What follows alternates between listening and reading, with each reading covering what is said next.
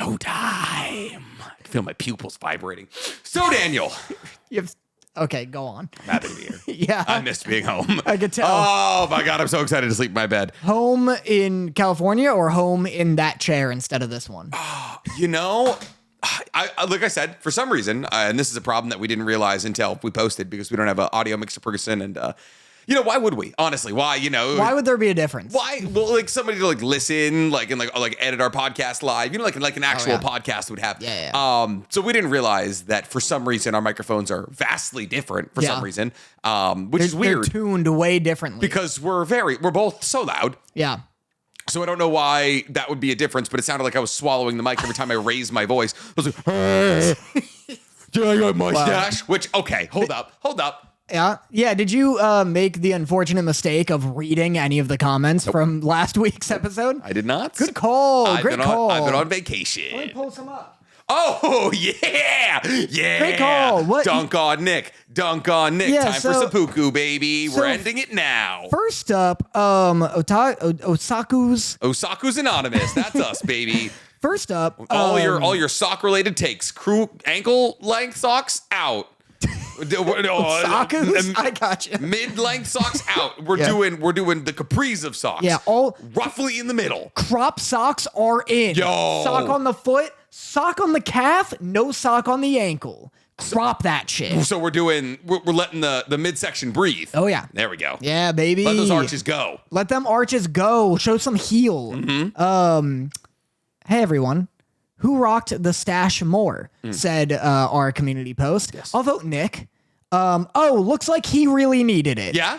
30% Nick. That's pretty good. To 69. Nice. Danny. That's only 99%. So let's see. Where's that other percentage at? Let's go ahead and say 31% Nick. Please and thank you. I'm pretty sure. Yeah, you're right. I fudged the numbers. This was a rigged election for sure. But I do a cursory glance at the comments. I don't want to watch ads on my own shit. This. He only had the third biggest stream on YouTube in like 3 days. He needed this, guys. Yeah. Wow. Good for his ego boost. You know what? I did need it because all week I've been sending you selfies and photos of me in different outfits begging for attention, and you're like, you look like a fucking idiot. Go cry, white boy. Yeah. That's what you say. That's a Nick line. you put a lot of emphasis on the white part. It's weird. He said, go cry, white boy. Let's wait. You get to your comments here. Okay. And I'll see what I can do. Oh, God damn it. God. What? Jesus. I ran out of space today on my phone, so I deleted all my texts because I had like 40 gigs in text. I was gonna look at the pictures. It's not a reason to delete don't delete all of your texts first. Take out some videos or something. What are you doing? What do you mean take out the videos? Delete them. You don't have a phone full of videos and shit? No. What? My only photos I have 40 gigs of text. Dude, it was like years of text. Delete text from your mom. Don't delete them from me. What are you doing? I deleted everybody who wasn't working Dorothy. Working Dorothy? That was it. Those are the two things. I'm work, bitch. Yeah, hardly. Your pleasure. You still have the pictures? I do. But you're looking up mean comments of me currently. Yeah. The mustache looked way better on Danny. That's not a mean comment. That's a compliment to you. Yeah, well, a compliment to me is an insult to you. That's what we call an oppositional nature, ladies and gentlemen. I should have saved some of these. I'll get to them later, but... Oh, yeah, your best boy? Your best boy's going to be your confidence? Yeah, my best boy will be Carolina Taurus 760. You just made somebody's day. Yeah, I know. Here, I'll bring up the texts. Nick Connor. Do you want to show the crowd your manicured nails? I got a mani-pedi today. Yeah, I did. I'll show this. It's definitely not what I wanted, but looks cool enough. I got gels. So the first photo I sent was of me in my new cherry swimsuit. Because you always make fun of my swimsuit that goes down to my ankles. Listen. My response wasn't, "Oh, get fucked, white boy." My response was, "You are somehow making the gap between you and the second most friend who sent me shirtless mirror selfies." Danny, I have like 19 shirtless mirror selfies from you. You simply move further into the lead of how many shirtless photos have my male friends sent me. Danny, I'm not kidding. I don't get a lot of nudes anymore on account of being deep into a relationship. You keep that fire alive. I sent that and I go, imagine saying I have no style. And then you reply with that. And then a couple days later, one day later, in fact, Yep. I sent you a photo in my ball attire because I went to a ball this week. You didn't see that? Sarah and I went to a ball. Oh, that was going to be my cold open. God damn it. There's still time. It's only been 30 minutes. Yeah. All right. Oh, that was a good one. Yeah, that was a good one. I'm warm. We should start now. Yeah. Because of that collab. I sent Nick a photo of me in my ball attire. Yes. I got a new suit and everything. And when he says ball, do like a really big one. Like he just... It's like a Bridgerton ball. Yeah, no, like a ball, you got in a big ball. I got like in a big ball and I just rolled, and you just baby. went for it, baby. You get in the ball, you pick a direction, and you go. And Sarah hated it because she was just spinning around it like, hey, we only had money for one. Please. I was like, boy, you know, I hear this is a great all-around aerobic workout. And she's like, whoa! Is that your second guinea pig? She's like, help, please. I can't see. He blindfolded me. He said he had romantic dinner plans. And I go, say I have style or the shirt comes off. And then Nick goes, you look like Joe from You. I will never be your validation. You get enough of that from the internet. And then, this is all incredibly fair. And then today, I will send you a photo of just me in my underwear being like, it was going to be like, say I have style or else. You do look like Joe from You in that photo. You're out of your mind. I look like Willy Wonka at best and worst and neutral. It's like, which one? Gene Wilder or Timothy Chalamet or Johnny Depp? I think a bit, God, not Johnny. Yeah, what an ambiguous thing to say. You look like Willy Wonka. Right. Do you look like aged Willy Wonka, twink Willy Wonka, or mistake Willy Wonka? But yeah, so I'll find something mean, I guess. But people loved last week's episode. People were very nice of our podcast.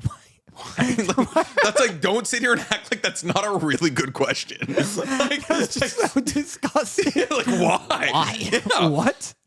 The one we were on? Yeah. Because we were fucking Pokemon? Maybe. Or is it because I had a mustache? People were just cracking up, apparently. They were just cracking a yuck. That's what we do, man. Yeah. They're just slapping a knee. Look at this one. I slapped my knee. You ever actually? You ever just like... Yeehaw! This episode, this is kind of fucked English from Carl C. Euro. Yeah, fucking figure it out, Carl C. Euro. This episode, weaken the knees, laughing my butt off. Ha ha ha ha ha. Sit down, Carl. They're on fire. What is it, NBA Jam announcers? Like, Rudy! Yeah, what are you, my girlfriend? Get me out of this ball! You know, both equally. I thought you were going to make like a sex joke about being deep, and you just... It's a callback. Oh, God. Yeah, what are you, my girlfriend? You're all passive observers. What are you, my girlfriend?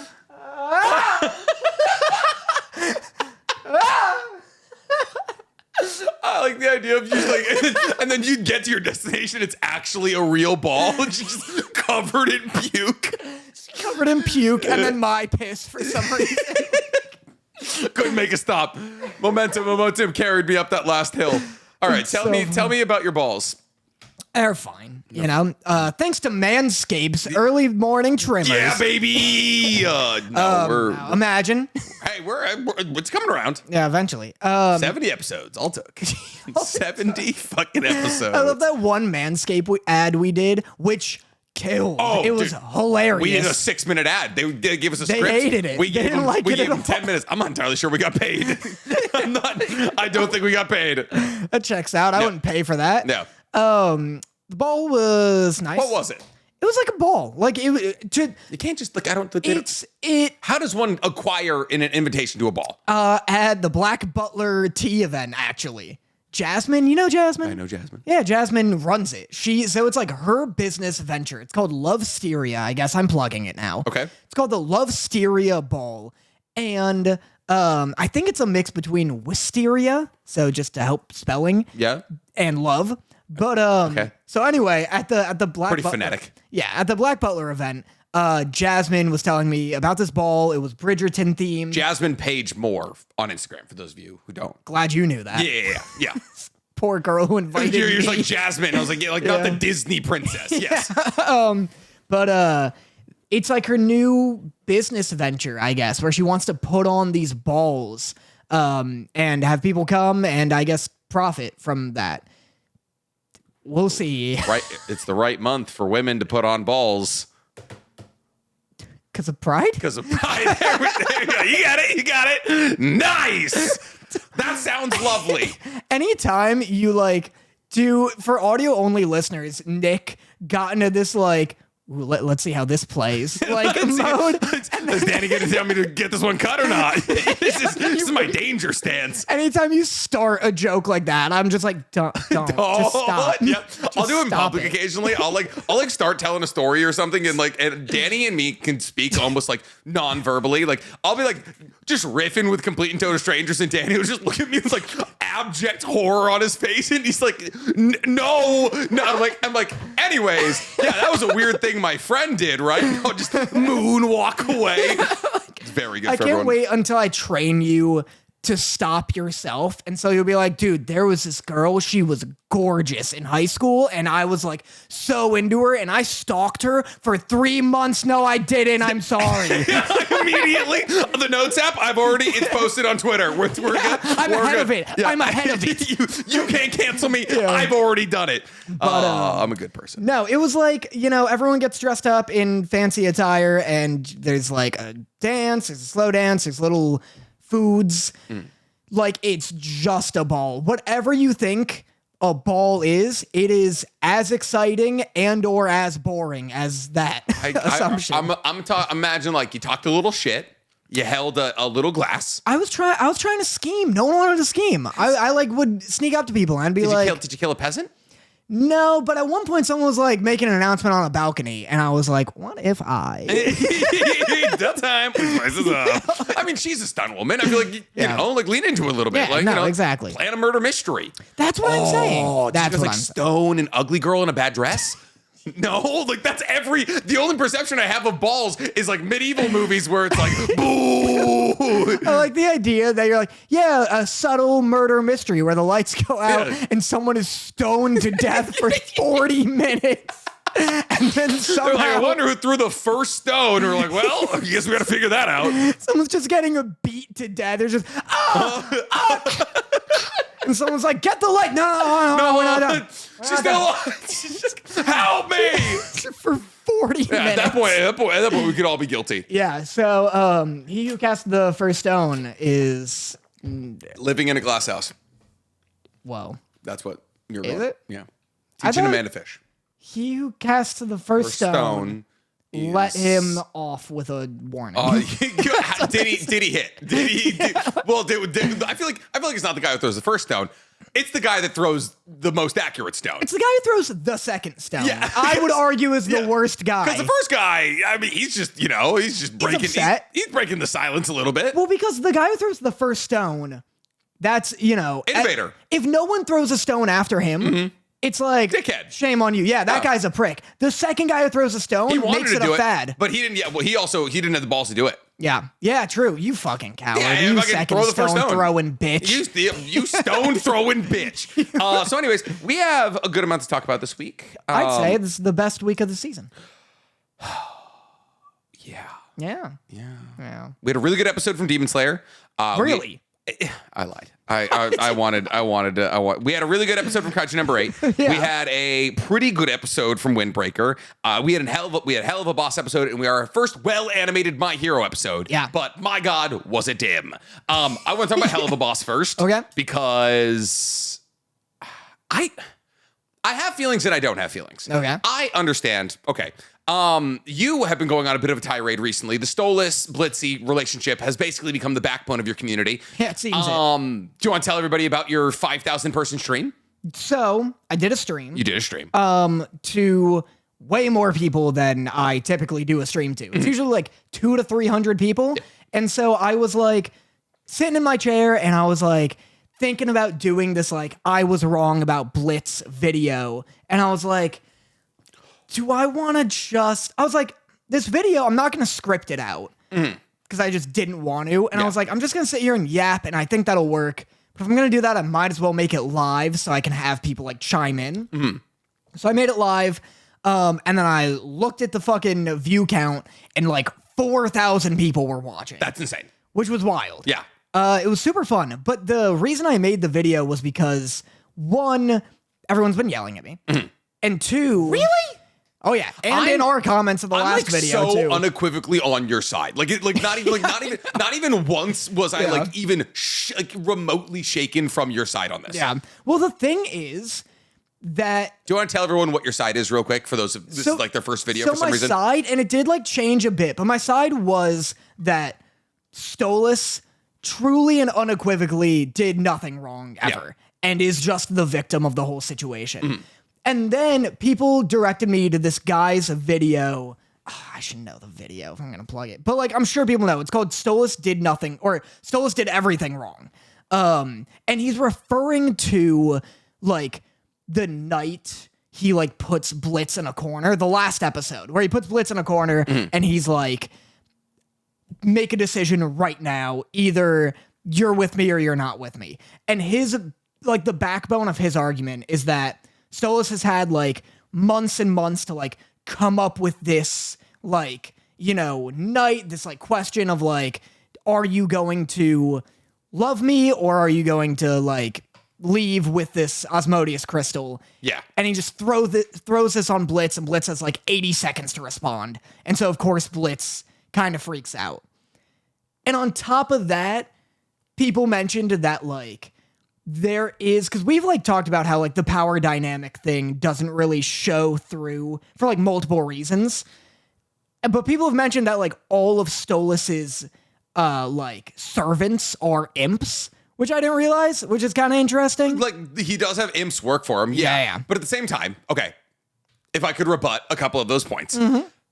One, the Stolas isn't like, he's not like snapping Blitz into a decision. He's like, hey, I want to have a conversation. And Blitz is like, we're going to fuck. Yeah. And then like Blitz escalates the conversation to a boiling point almost immediately. Yeah. And it's like, oh, you're assuming, oh, Blitz, like Stolas had all these months to figure out like what he could do with Blitz. No, he didn't. He didn't know like his own feelings. He had to like find his way into his own feelings. By watching Fizarali and Asmodeus' relationship and the way that that grew, he came to the realization that he wanted something deeper out of their relationship. And that's also a point of conflict for him as well, I can only imagine, because like, one, he's dealing with a divorce and cheating on his wife. Two, a relationship with his daughter that's falling apart because of his wife trying to kill him. There's so many things going on for Stolas right now. Stolas going out of his way to make Blitz and Asmodean Crystal. So like, if he could actually like, if he didn't actually want this and he wanted to like demonetize that part of the relationship, not only takes time, but consideration. Yeah. So it's like, I don't think it's on Stolas by any means that it was an accelerated decision. It wasn't like Stolas was like, hey, you know, like, also the dialogue is still very much open. Right. Like the dialogue is still very much open. It's not like Stolas is like stonewalling him. Like he doesn't necessarily want to see Blitz right now, but it's only because of how Blitz reacted. Well, in the latest episode, it's Stonewall-ish. Yeah, because he keeps telling him to leave. Mostly because like the conversation escalated to this boiling point where he was like, you only want to fuck me. And Stolas is like, I've been trying to tell you for the longest time. I want anything but that. Well, I think my main issue with the show's writing, and I think you'll agree, is that it really like cherry picks what themes and what issues you're supposed to take seriously. So like a lot of people are like, Stolas, there's this power dynamic because Stolas from episode 1 is like, hey, either you fuck me or I take away your like grimoire. Your grimoire, which is like your means of finances. Like I take away your job essentially, which I hadn't considered. But at the same time, it's like, yes, but also Blitz's job is killing people and like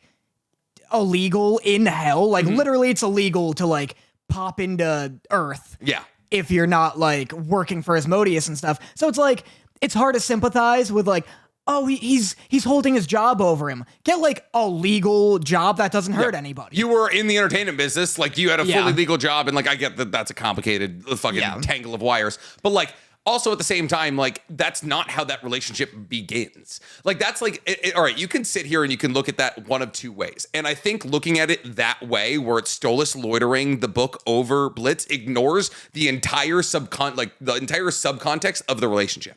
Because this is Blitz, who broke into Stolas' house originally to steal that book, fucked him out of being like, oh, I'll get something out of this. Yeah. And this is Blitz, and he says it in this most recent episode, I want to feel like I'm earning it. Yeah. Like, that's the thing. He's like, I want to feel like I'm earning it. And that's why, like, when Stolas is like, oh my God, I didn't remember you. Like, I wouldn't imagine you would come back here. And then, like, that transactional relationship doesn't happen because Stolas is like, oh, come here. It's because Stolas wants time with Blitz, and the only way Blitz will ever give it to him is if he feels like he's buying it from him. Right. So, like, that's like, it's to sit there and to be like, oh, Stolas is loitering it over him, to me, ignores the more important aspect of that relationship. And it's the fact that Blitz doesn't think he deserves love. Yeah. And therefore, because he doesn't think he deserves love, like, I don't, like, Blitz isn't my favorite character, but I understand him. Because he doesn't believe he deserves love, he believes he has to do work for the most, like, emotionally healthy part of his life. Yeah. Like, he has to monetize love in his life so that it never gets too real. Yeah, which is definitely fucked and, like, sympathetic. Yeah. Yeah. It's just, but yeah, it's like, I agree in that, like, that's another thing that the show is like the show will be like, oh, Blitz being an assassin and killing people and killing, like, mothers and children and family. That's silly and funny and goofy.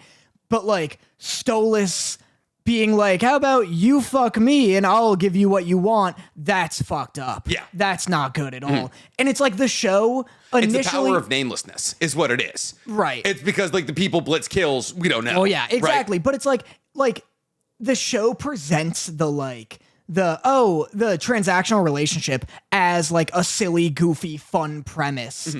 And then later on decides that it wants to take that seriously and, like, apply it to, like, our real world morals. Yeah.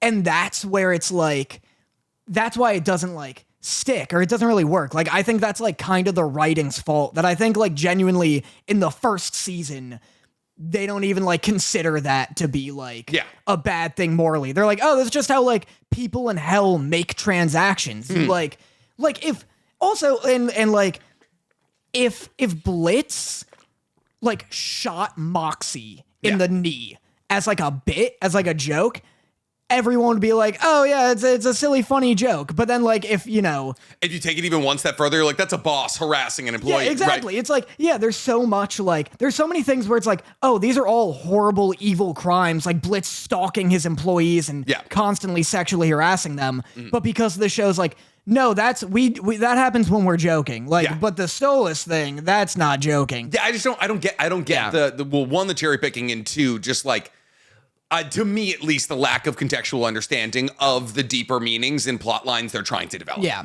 But anyway, so I do understand and sympathize with, like, Blitz's, like, dilemma a bit more. It is just like the cherry picking thing is my main critique of the writing.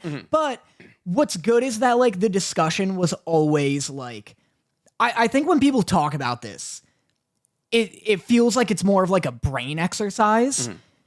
Because I think people know, I had a lot of people agree with me on the, like, cherry picking themes bit, where people are like, yeah, like, the show is kind of confused in what it wants you to, like, because at least in Hazbin Hotel, the moral direction is, like, we're gonna not be, like, given to our basal desires, right? Yeah. And it's like Charlie is, like, driving us towards, like, Angel is supposed to be the representation of, like, we're not doing drugs, we're not, like, fucking everybody we see, we're not killing people. And, like, wow, those, like, those themes get a little confused when it's like, oh, we're murdering angels and all of that. Right, but it's like, oh, well, the angels are the bad guys kind of thing. And so, like, at least with Hazbin Hotel, the moral direction is very clear. With this, it's like, oh, yeah, it's more complex. Yeah, exactly. But it's like, yeah, I think what's good about, like, the community from what I've seen, and what was good about the stream, is people were treating it like this fun brain exercise where it's like, oh, well, like, I have evidence to support this. And then other people are like, well, actually, I think if you take into account this, this, and this, whereas, like, anytime we talk about My Hero, for example, if we're like, oh, the top 10 hero ranking is whack, people are like, these fucking idiot They should don't know be exactly deplatformed. how it works. Yeah, like my favorite ongoing bit of this podcast is the fact that Stank will find the most salacious 35 seconds of our podcast where we're making a joke when we're making like, oh, Hawks is a murderer. Here, Stank, use this. Hawks killed a guy and felt no regret about it. Yeah. All right, and then like we'll just say that, and then we'll be like, but actually, the complex relationship of his childhood and him, and then like Stank's like, not interesting. I know. And he'll just take it, and everyone on TikTok's like, these guys don't know anything. You It's got like, so mad when like Stank posted my tirade about Kaiju number 8 and didn't include you being like, I don't support that. I'm like, hey man, I don't, because like whenever you talk, I'm like, yeah, no, oh right. yeah, you're right. You're just a polite listener. Yeah, but then I was like, yeah, but by the way, no, I don't agree with that. Yeah. And by the way, I'm just like sitting here grinning, like, absolutely.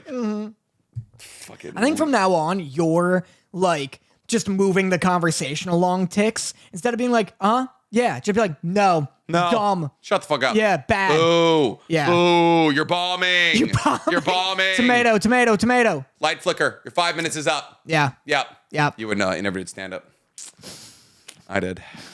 No, I just get heckled by I never made it to the comedians. 5 minutes. I always peed before. It was really bad for everybody. You just come out and you're like, man, hey, I've been Nick. Boom, boom, boom, boom, boom, boom. Air horns. Oh, this one's empty. All right, I brought more. It's like local rookie comedian does 10 straight minutes of finger guns. Dude, it's literally the Joker bit. It's the Joker. I just think I'm crushing it. It's like, I watched the video back. It was like, fuck, it was 10 minutes. Just 10 minutes of silent finger guns. Just pew, pew, pew, pew, pew, pew, pew, pew. Hey. Hey. It's my favorite bit you've ever done where you're like, hey, come on, we're having, sit the fuck down. Sit down. Oh, God. So anyways, yeah, Danny screamed to 5,000 people. It was very impressive. That was exciting. Tune in Wednesday to see it again. Oh, what? I'm going to do it again Wednesday. I want to. Be there. Okay. Yeah. Could be like in it? At my house? I mean, internet works. We'll talk about it. Okay. That's a no. That's a no, ladies and gentlemen. He's being polite. Anyway, Stoilis is singing voice. Stoilis. Oh, yeah, true. We got to talk about the episode. Stoilis' singing voice is just massively different from his talking voice, Oh, yeah. but in like kind of good way. I loved this song. It's top 3 songs, top 2 even maybe. Oh, yeah. It just doesn't sound like him. No, It doesn't sound like him at all. I wonder if he's doing a voice for Stolas. I think I wonder if so. it just doesn't sound like that. Yeah, because like it was like there was times where I was like, I don't know if I like it. I was so directly in the middle on it. I was like, oh, this is worse. Oh, this is better. Yeah. But that song ripped. Oh, yeah. The motherfucker. It was all. I don't remember exactly how it went. I don't remember any of it. That was more than I know. I remember the motherfucker. Dude, I loved that song though, like a Joan Jett kind of power ballad. Real It was strong. very long. It was long. It simply kept going. Yeah, boy, did it. This kind of was the week of simply kept going. Interesting. How so? Muzan's walk simply kept going. Dude, I can't believe you started this episode with "This Week in Demon Slayer" was good. Dude, well, the Stank texted us. He's like, you guys see this episode? And I was like, Guillaume is my favorite Hashira. Like his backstory isn't the same backstory. It's the same as everybody. Everybody else's. Dude, all right, we'll get to it. We'll get to it. We'll get to it. Easy. Sit down. Anyway. I don't feel protected right here, man. Yeah. I can't see all the exits. I know, I got used to freedom over there. You got 2 exits over here. No one liked us swapping seats. I know. Yeah. They saw it immediately, too. Yeah. I figured the mustache was to throw him off for a second. But no, I loved this episode. It was like literally everything I've wanted as a Blitz hater. Didn't people say like apology tour now, and then they called the episode the apology tour? I was seeing a bunch of people like Blitz apology tour. After the end of like the last episode, they were like Blitz apology tour now. No, all the episode titles have been released. Gotcha. Next one is Ghost Fuckers. Yeah. I feel like the next episode, they're just going to be like, oh, we're going to let that one. It's going to be like, we're going to let that. It's going to be like a Millie and Moxie episode, you know? I think the next one's a silly, goofy adventure with the boys. I think they're going to be like, all right, this has been a lot recently. Let's like actually like go kill some people or something. I really think that's what it is too. But I like, this is so the beginning of Blitz's like actual redemption arc, because I think what was great about it is do you feel as though this episode he was redeemed? I think he's so the best thing about this episode is that for the first time, he is put in a situation where people express their feelings to him and he can't say anything back because he's undercover during the song. And so he like doesn't want to be noticed. And he just has to sit there and listen to a whole room full of people explain why he hurt them. Yeah. Whereas usually he'd be like, well, fuck you. And here's why I'm in the right. And so I think him having to like actually sit there and soak it in is what resulted in him with Verosika, who was like, as in she could get it? yeah, she can get it. Oh my God. Okay. Quick question. Quick sidebar here. Yep. Gun to your head. Not gun to your head. We'll just say. Fuck, please. I put it in the chair. I put it in the chair. Please. I have a kid. I have two baby. I don't know. Two baby. Verosika. Yep. Moxie. Or no, Moxie. Millie. I'm sorry. No. Real question. Verosika, Millie, female Moxie. Oh, well. Yeah. I think Millie. Millie's a hard beat. I think it is Millie. Right? Yeah. Just wife material. Millie's the only one in the whole show who hasn't done a damn thing wrong. Fuck Chomp Chuck. Verosika. Now we're talking. Millie. We're talking. Do it. I'll get it right. Verosika, Millie, female Moxie. Which one's got the most meat on? Probably Verosika, I'd say. Tallest. I'll eat her. I eat Verosika. I fuck Millie. I chuck female Moxie. The voice is bad. It's bad. It's a bad voice. I was trying to think of like a third woman in the show, and I just Luna. Yeah. Now we got a game. Now we're talking. There's 6 in here. I got 2 guns. They're both fully loaded. You go first or I go first. I like my odds. Aim for the cerebellum. All right, fine. Verosika, Millie, Luna. Do you eat Luna because she's an animal? They're all demons. Who cares? Yeah, I guess so. I feel like I fuck Luna. I kind of fuck Luna. I fuck Luna. I fuck Luna as a dog. There, I said it. Oh, make me a hellhound. This is my alpha. I'm omegging. I don't understand any of what happened. I don't get the song. You've never seen like the dude turning into a werewolf, like ripping his shirt off, and it's like somewhere you can see deep inside him. You've never seen those? No. Oh, what do you mean? Fuck! Okay. I'm way deeper on like cringe furry talk than you are. I'm omegging. I'm omegging. I'm seeking my alpha. Oh my God! Please find me. So. Fuck Luna, marry Millie, Chuck Verosika. No, you have to eat one. Oh, don't marry one. Okay, wait. Oh, okay. Eat Verosika. Eat Verosika. Marry Millie. Wait, no. Wait. No one's getting married. No one's getting married. They just leave. Oh, no. Yeah. Oh, no. Fuck Chuck Chomp. I fuck Millie still. Yeah. Wait. Fuck. Yeah. And then I guess I let Luna go. No, I eat Luna. If I'm not fucking her, I'm eating her. Can you figure this shit out? I like Verosika more as a character after this episode than I like Luna. Yeah. She's just a nothing character. I thought it was funny that Verosika's like, the first step to moving on is just saying, hey, good for him. I hope he gets laid. I'd argue, what the first step to moving on is? Not throwing an annual hate party to everyone you know about your ex. Not a well-adjusted response by any means, especially considering for like what he did, which was like kind of just ghost her. Yeah, it was a normal relationship faux pas. She was like, hey, we were seeing each other, and then like I said I loved you and you ghosted me, and I was like, hey, dick move. Maybe not like an annual fuck this guy like level thing. Well, when I found out that Verosika like was throwing these parties, I was like, Verosika might have the most trauma in the show. Like whatever Blitz did to warrant this annual hate party must have been crazy. All time. He definitely hit her with a my bad level catastrophe. Oh, yeah. And like they're like everything. They have like stuffies of him. They're stabbing it. But do you think he gets? They have a lot of merch. Is he making money on that? Are they making that before they get there? Like he should sue for sure. 1000%. Is he redeemed though? Because I felt though the apologies he gave was performative and selfish. He's not redeemed, but at the end when he's talking Verosika, he's like, "No, I'm sorry, and I want to change." Now we need to see him change. Do you want him to end up with Stolas? We'll see how his redemption goes. Not particularly. Like, they're not, like, a cute couple. No. No. No. They haven't done anything. It's not like, what's another, like, will they, won't they kind of... Will they, won't they? I was going to say Fizz and Asmodeus, but... Like, Fizz and Asmodeus, adorable couple.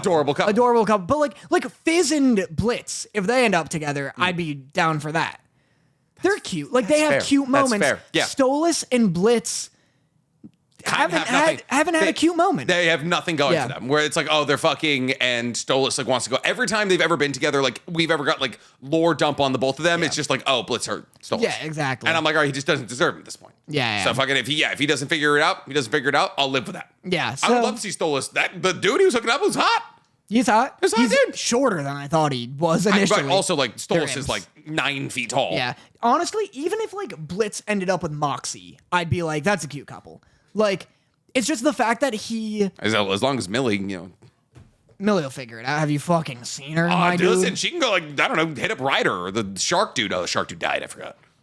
Good. Chaz the party shark. There's no way you remembered Chaz the party shark's name. That's very impressive. It's his fucking name. Yeah.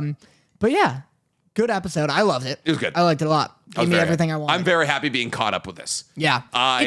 Isn't it crazy that this has made its way onto our podcast as like one of our main event shows? I'm sorry. Do you want to talk about the 5-minute Muzan AMV? What the fuck are we talking about here?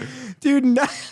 So let's do Demon Slayer. Let's do Demon Slayer. I love Stank being like, dude, Guillaume's fucking backstory. The second he was like, I used to take care of orphans. They die. They're fucking dead. I was like, they're done. Yeah. They're done. It's Tsunemi's backstory. I know it's actually just Tsunemi's backstory. It's everybody's backstory. No, like it's actually just Tsunemi's backstory. Tsunemi and Genya's backstory is outside of the mother. Their backstory is a demon comes to their house in the middle of the night. It kills their family. Tsunemi kills the demon, and then Genya looks at Tsunemi covered in blood and goes, monster. And that is Guillaume's exact fucking backstory, but replace Genya with Sayo and make him blind, and you have Guillaume's backstory. It's the same. Everyone's backstory is, I knew some people, they were killed by demons. Yep. Like fucking... It's Tanjiro's backstory. Yeah, I know. It's everyone's actual backstory except, who's the one I don't like? Water Hashira. Oh, Gyu? Gyu's is a little different, hardly. I don't even remember. He has a friend. He's training. Yeah. He's got a friend. They were orphans? I don't remember why they joined the I know. Can you like argue against comments I already know we're gonna get? Which is people being like, it's a show about demons. What do you want their backstory to be?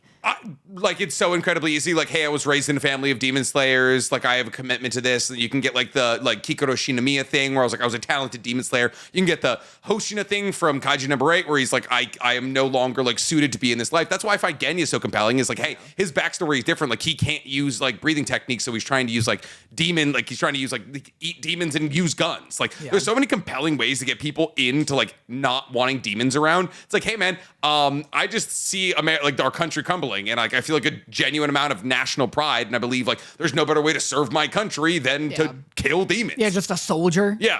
No. Like there's so many compelling ways to get somebody into a demon fighting corps in a country ravaged by demons. You can have somebody who's just like, I want to be a strong warrior, and this is like the elite upper echelon of humans. You know, it's just like that's kind of Mitsuri's backstory. Like, kinda, yeah. Mitsuri's backstory, she's looking for a husband, and she figured the only place that she could find somebody stronger than her was amongst demon slayers. That is similar. Yeah. Yeah, it's that, but instead of being like, I want to be the strongest, I want to find the strongest. And you know whose backstory they focused on the least? Mitsuri's, yeah. Why is she not all over Guillaume? Oh, because she's with girl. The snake boy? Yes. He's not the strongest. He's up there. Can't push a boulder. He's only got one eye. Yeah, he can talk to snakes. I mean, that's 100% more eyes than fucking Guillaume. Yeah, exactly. Yeah. I love the bit where Tanjiro's like, where he's like, what could a blind adult do in that situation? Tanjiro's like, you're fucking blind? Yeah. What, were the lack of pupils not an indication of that? Yeah, like the fact that like he's just like what, like he looks like the what is Take your time. We don't have to be that quick. We have to be quicker than this, though, the Nick. other 7-foot guy who comes back from the dead in the WWE. The Undertaker. The Undertaker. There we go, baby. Yeah. because he does the. Yeah, the eyes. Yeah, he's like, I'm dead, but I wrestle. I choose to use my eternal life to wrestle. Come here, John Cena. Could I have committed my thousands of years of life to scientific research? Absolutely. Get over here, The Rock. That was one of my notes. Just Tanjiro didn't take this guy's lack of pupils as an indication that he's blind. And then I also have, at one point, Tanjiro goes, you have more muscles in your lower body than your upper body. Mm-hmm. That can't be true. No, definitely. The penis. Oh, well, that's a muscle. Well, I'm listing the lower body muscles. The penis, the legs. Yep. And the feet. And then you have, in upper body, you have biceps, triceps, quads. Mm-hmm. Quads are on your legs, but that's fine. Oh, that's legs. Mm-hmm. Triceps, biceps. There we go. Maybe that's it. That was anatomy with the boys, ladies and gentlemen. Maybe there are more on the lower body. No, in terms of mass, that you have more muscle on your legs than you do on. I believe that even less. It's simply organs. It's organs and bones. I believe that less. Because your thighs are all 100% mussies? Yeah. I mean, if you like skinny-ish, yeah. I suppose so. Yeah. So if you have no fat, 0% body fat. Yes. Your thighs are the most mussies. But what about your biceps? I guess they're smaller. Not nearly as big as your calves or your thighs. Yeah. It's mostly bone. Even the chests? Yeah. It's not that much. Wow. It's not that much. Wow. No, there's definitely more muscles on your legs than there is on your, like, it's like a muscle on your top half is like just kind of like a coating. I guess so. It's like an organ coat. Yeah, it's just muscle on the legs. It's no organs. I wrote the scene of Tanjiro getting water poured on him reminded me of the Ariana Grande scene from Victorious? Yeah, when she was pouring it on herself. Yeah. That reminded me of that. I loved Gyome saying I didn't realize how strong I was as a 7-foot man. He's like, I didn't realize how strong I was. He's 7 foot 360. He's huge. He's simply he's like, I was skinny. Heyman still 7 feet. Yeah, still ginormous. You can punch. I love how he's just a fucking pulping this demon until the sun rises. It's a sick backstory. Yeah. But like it's simply just the backstory. Yeah. It's simply just everybody else's. Yeah. Yeah, nothing else happened really, right? Inosuke like eats more fish than the other one, right? You want to talk about how do you feel about Zenitsu? You feel Zenitsu storm? Oh, what is he up to? He got a letter. He got a letter. Probably from his master. Is his master dead already? I'm gonna say it is from his master. Okay, cool. Master's probably dead. It's not a terrible guess. Or he's like, I don't like you. Yeah, he's never a big fan of yo ass. Or he's like, do a second thing. Oh yeah, simply learn another move. He's like, I gotta walk in here. It's time to learn a second thing. And Zenitsu's like, I didn't think I ever had to. I didn't know there was more than one. Like, what do you mean? I do it like 3 different ways. Yeah. When he was talking to Tanjiro, and he was like, Tanjiro, you're a cool dude. Yeah. I was like, is he asleep? Did he just pass out? Is that what the bit is? Because he's serious. It's serious Zenitsu, but he's not asleep. I know, but his worst bit that I feel like I'm constantly forgetting is that when he falls asleep, he literally becomes a different person. Yes. You know what I hate about Demon Slayer? Okay. We were asked once, what's our least favorite Most thing? of it? Yeah, most of it turns out. Yeah. We were asked. There we go, Stang. Take that. Please don't. Yeah. We were asked once what our least favorite thing from our favorite animes are. And I think my least favorite thing is all of the unexplained quirks in Demon Slayer. Where it's like, oh, Tanjiro can sniff good for some reason. Zenitsu can hear good for some reason. Zenitsu has a weird quirk. When he falls asleep, he becomes a literal different man and can still talk and hold conversation and do missions completely asleep. What is all this? I don't. You're right. It's just weird nonsense shit. Because Tanjiro's like, I can smell the kill or something. He was like, remember, like, he would like find the line. He smells the thread. Yeah, he smells the what? thread. Did it have something to do with the charcoal burning? Was it like was he like a hunter? No, it just gets wood. Nice. Ding. I mean, that works as well. I don't think they ever explained the thunder, like the fact that Zenitsu, if anything, he shouldn't be good at hearing. His entire breathing is thunder. Yeah. That's the number one thing. When he activates his, like, apparently his legs are so strong, the way that it's not thunder breathing is like he acts so fast and with so much force that it sounds like lightning and thunder cackling. That's like when they're like, oh, Chidori isn't lightning. It just sounds like birds chirping. Well, Chidori means 1,000 birds. Yeah. Yeah. Shut up. Wait, no, Chidori is lightning. Well, but no, it's chakra. That's the thing. Okay. But originally it was chakra. It wasn't lightning. Well, yeah. I mean, Make it lightning. And don't call it birds. It is lightning. No, but It's like chakra made lightning. But no. No, like okay. But no. What's a fireball then? Wait, but no. Wait. But originally in OG Naruto, Yeah. Naruto. There we go. They are like, that's just chakra, baby. I mean, it is. But they're not. They're like, that's not lightning. That's chakra, and it only sounds like that. It sounds like birds. It's not lightning. That's what they say. I mean, like it's all like that's like okay. That's like But being then eventually they're like, no, it's lightning. Like in Shippuden. no, Kirin's lightning. That's why Kirin's so important. What is happening? Kirin, I'm losing it all. Oh, I just don't like that Chidori is a bird. yeah. Be like, It's named after the sound it makes. name it after lightning. It's lightning. Well, that Kakashi says. What do you? Kakashi's his name Raikiri, which is lightning cutter, because he uses it to cut lightning in half. But why? But Kakashi names it Chidori. Well, yes. Yeah. But then his Chidori becomes Raikiri later on because he cuts lightning in half with it. And it's based off a Japanese folktale of a samurai cutting a bolt of lightning in half and killing the god inside of it. You don't know what the fuck you're talking You're about. right. God damn it, do I not know what I'm talking? Absolutely. Anyway. Oh my goodness, I live inside of Kishimoto's skull, dude. How'd you feel about the AMV of Muzan walking for, I shit you not, 3 minutes and 47 seconds? I don't know where I was during that because I hardly remember what you're talking. You don't remember? So there's Is it the end? The very last the thing? end of Muzan just, I guess it is long. you are my special. I think I just turned it off. I was like, oh, the episode's over. They put the fucking credits on. They have this man slow walking. And I'm like, why is there 7 minutes left in this episode? Credits. 4 more minutes of him simply walking into Ubuyashiki, I believe is his name. Ubuyashiki's like mansion. And it's like a hype moment. It's cool. It's like, oh, Muzan and Ubuyashiki, like the two heads of like the warring sides finally meeting. But it's so long. It's long. It's so long. I turned it off. I didn't even know it was that long. That's how long it is. I genuinely can't say I blame you. It was like, I think it was actually, I'm not kidding, closing in on 5 minutes of walking.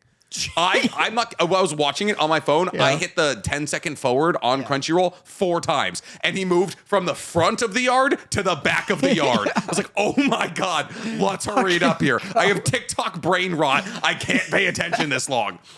Yeah. It was a fine episode. I think next week is the last one. It is? What an eventful What a season. What a bold thing to actually make like a filler season like this. Like in the middle I feel like I've learned nothing about anybody. Except Giyu, who I've objectively learned something about. Like what, his backstory? His backstory. And why he's upset. And maybe I'll learn something about Zenitsu next episode. Yeah, you will. Yeah. Nothing. Like what do we get from Tengen? Not like he was like, oh, here's soup. You know what's funny? Go on though? a run. People really liked it. I just don't. People are really into this season. I understand. I understand enjoying it because it's Demon Slayer. Yeah. And it's like a warm blanket and it looks nice. No, I didn't hate it. I didn't hate it either. But like I would never sit down and be like, oh my God. Yeah. Wow. If next season were this again, I'd be like, I'm done with Demon Slayer. At a certain point, you're like, oh, this is a slice of life anime. Yeah. You know, you're like, oh, what are we doing here? 8 episodes of the Hashira training arc is crazy. That's 8 wild. episodes for 9. 8 episodes of full. This last episode is 31 minutes. Yeah. So like, and then the first one was 48 minutes. So it's like actually closing in on like in terms of like total runtime, it's going to be closer to like 10 full episodes for 9 chapters of manga. That's pretty crazy. It's One Piece pacing. I mean, I did enjoy it. You know what's crazy? What? One Piece fans have been dealing with this level of pacing for Forever. 25 years. And they don't even have like the animation to carry it. Nope. Because that's the thing. If this season's literally carried by animation. Yeah. Because like if For like this, the 3 seconds that Hashira's like spar against each other. like not even that, but I just like what Demon Slayer looks like. Yes, same. If this like looked like, I don't know. It's a tech demo. It's like literally a tech demo, and I'll watch it for that. Yeah, But like, I'm not gonna sit here and be like, oh, this isn't the worst season of Demon Slayer ever made. for sure. Like, I'm just not gonna like ride its dick when I like fully know this is a filler season. Honestly, not enough Inosuke again. If Yeah. I'm gonna do like a silly, goofy, dicking around episode, I want the boys. You know what sucks? The episode where we got the most Inosuke, we were both like, oh, this was when they were like, when the first episode of Guillaume, last week's episode, we're like, oh, this was just 22 minutes of nonsense. Of pushing a rock. It was 22 minutes of like trying to pick. It was a training montage. What happened? Oh, the one where Tanjiro's like threading the needle between tied up guys. For some reason, we Iguro. both really liked that. What? Remember, we liked Yeah, that because it one. was well animated. It was Yeah, I hype. guess so. He attacks Tsunemi at the end. There's Genya, who's my favorite character. Yeah, stuff was happening. Like there was all right, should we do like a ranking of the episodes up until this point? Sure, if I can remember what happened. I'd say number 1 was that Iguro episode. Yeah. Number 2 is probably episode 1. The Yeah, opening's good. Because the opening. Number 3 is probably this episode. What happened? It's like a very deep, sharp shooting pain in my chest, in my heart area. That's probably fine. Yeah, I'm probably fine. It's all right. How's your arm? Numb. Good. Yeah, okay. That's how you want it. that was like Demon Slayer fans being like, "Fucking get!" Like I think somebody just misspelled my name in the death book. Like I just got Raised you. Yeah, I got CONNOR in the death note. Yikes. So I think this one, number 3. That's like I don't remember. Those are the only episodes. Oh, the Gyu one. The Gyu one where he's super cute and he's opening doors and shit. Oh, that one's fun. That's probably 4. The paper one's the worst. Paper plane. That'd have to be 7 though. How are we missing 2 episodes in here? Who the fuck is he trained with? Moishiro. He trained with Moishiro. He didn't even train. We see Mitsuri for like a second and a half. Yeah, Nobura's not in it. Nobura? What I said wasn't incorrect. Nobura's not in it. That's fair. Yeah, that's fair. Yeah. No, she's not in a lot of things right now. Shinobu. Shinobu's not in it. Yeah. Fucking. I don't remember anything. It's just Tengen was episode 2. He was episode 2. Yeah. Okay, so that's where we're missing things. Or 3. No, I think you're right. I think Tengen was 2. And he just eats a bunch of soup. He just eats a bunch of soup and he's like running around a mountain, and that's kind of it. Yeah. And then they try and like fight him, and like, oh my god, he's still Pretty. so strong even with one hand and one arm. Yeah. We got Gyu fighting Tsunemi. Yep. And like we kind of got that again in this most recent episode where it was like Tsunemi versus Gyu. Oh, Gyu, yeah. But then fine. the other one it was Tsunemi versus Moishiro. Yeah. Gotcha. Do give me a whole episode of just 2 Hashira fighting. Give me a power tournament of the Hashira. Yeah. If you want to build that exposition in the Hashira training arc, like simply do a power tournament. Yeah. Be like, hey, like, oh, Tanjiro and like we're all trying to get stronger here, so the Hashira are gonna like sharpen each other's edges. And like that has been the most compelling parts of the season is when the Hashira actually compete against each other. Give them a bunch of Tanto, have them compete in with wooden swords, battle it out, and then like, hey, you can build up the exposition for them mid this. And you're like, oh, I don't think anybody's gonna complain about a bunch of content, a bunch of backstories. Like that's the biggest reason. That's why we're having this filler like season is because everybody when they read the manga, they're like, oh, we didn't get enough time with the Hashira. And so they're like, well, now you're gonna get it all. Mm-hmm. So I don't know. It's Demon Slayer. It's a B. Yeah. Like the season's a B, but like when you expect A, I put it lower than B. really? Oh yeah. Like what? I just don't like slice of life. Yeah. It's like a C. Really? Oh yeah. I wouldn't go that low. I'm like it's a solid. I B don't for me. remember any of it. I remember 4 out of 7 episodes. Not great. That's not great. That's also not even like 80%, which is what a it's B not. is. No, I mean that would be like 50% if the next episode's probably going to be the best one yet. Next one's probably crazy. God damn it. But yeah. But like, it's kind of a good thing. I'm not upset because I love Demon Slayer and I want it to do well. So the fact that people are like sitting around and be like, they're like, oh, this is like, I'm happy this is happening. And it's not like, what's crazy to me is like the Swordsmith Village arc, which is just objectively a kind of worse entertainment district arc. Everyone shit on. Yeah. People are fine and But comfortable. people are fine and comfortable with the filler season. What's that mean?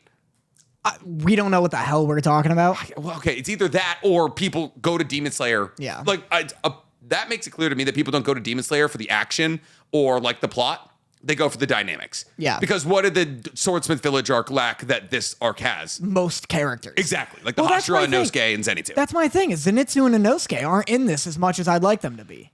So I'm still confused. But they're like in it more than the Swordsmith Village arc. Like we have Zenitsu climbing the walls. We have Inosuke sitting under a waterfall. Daniel, and I know Daniel's not our isn't indicative of like the community as a whole, but Daniel Duenas loved the paper plane episode.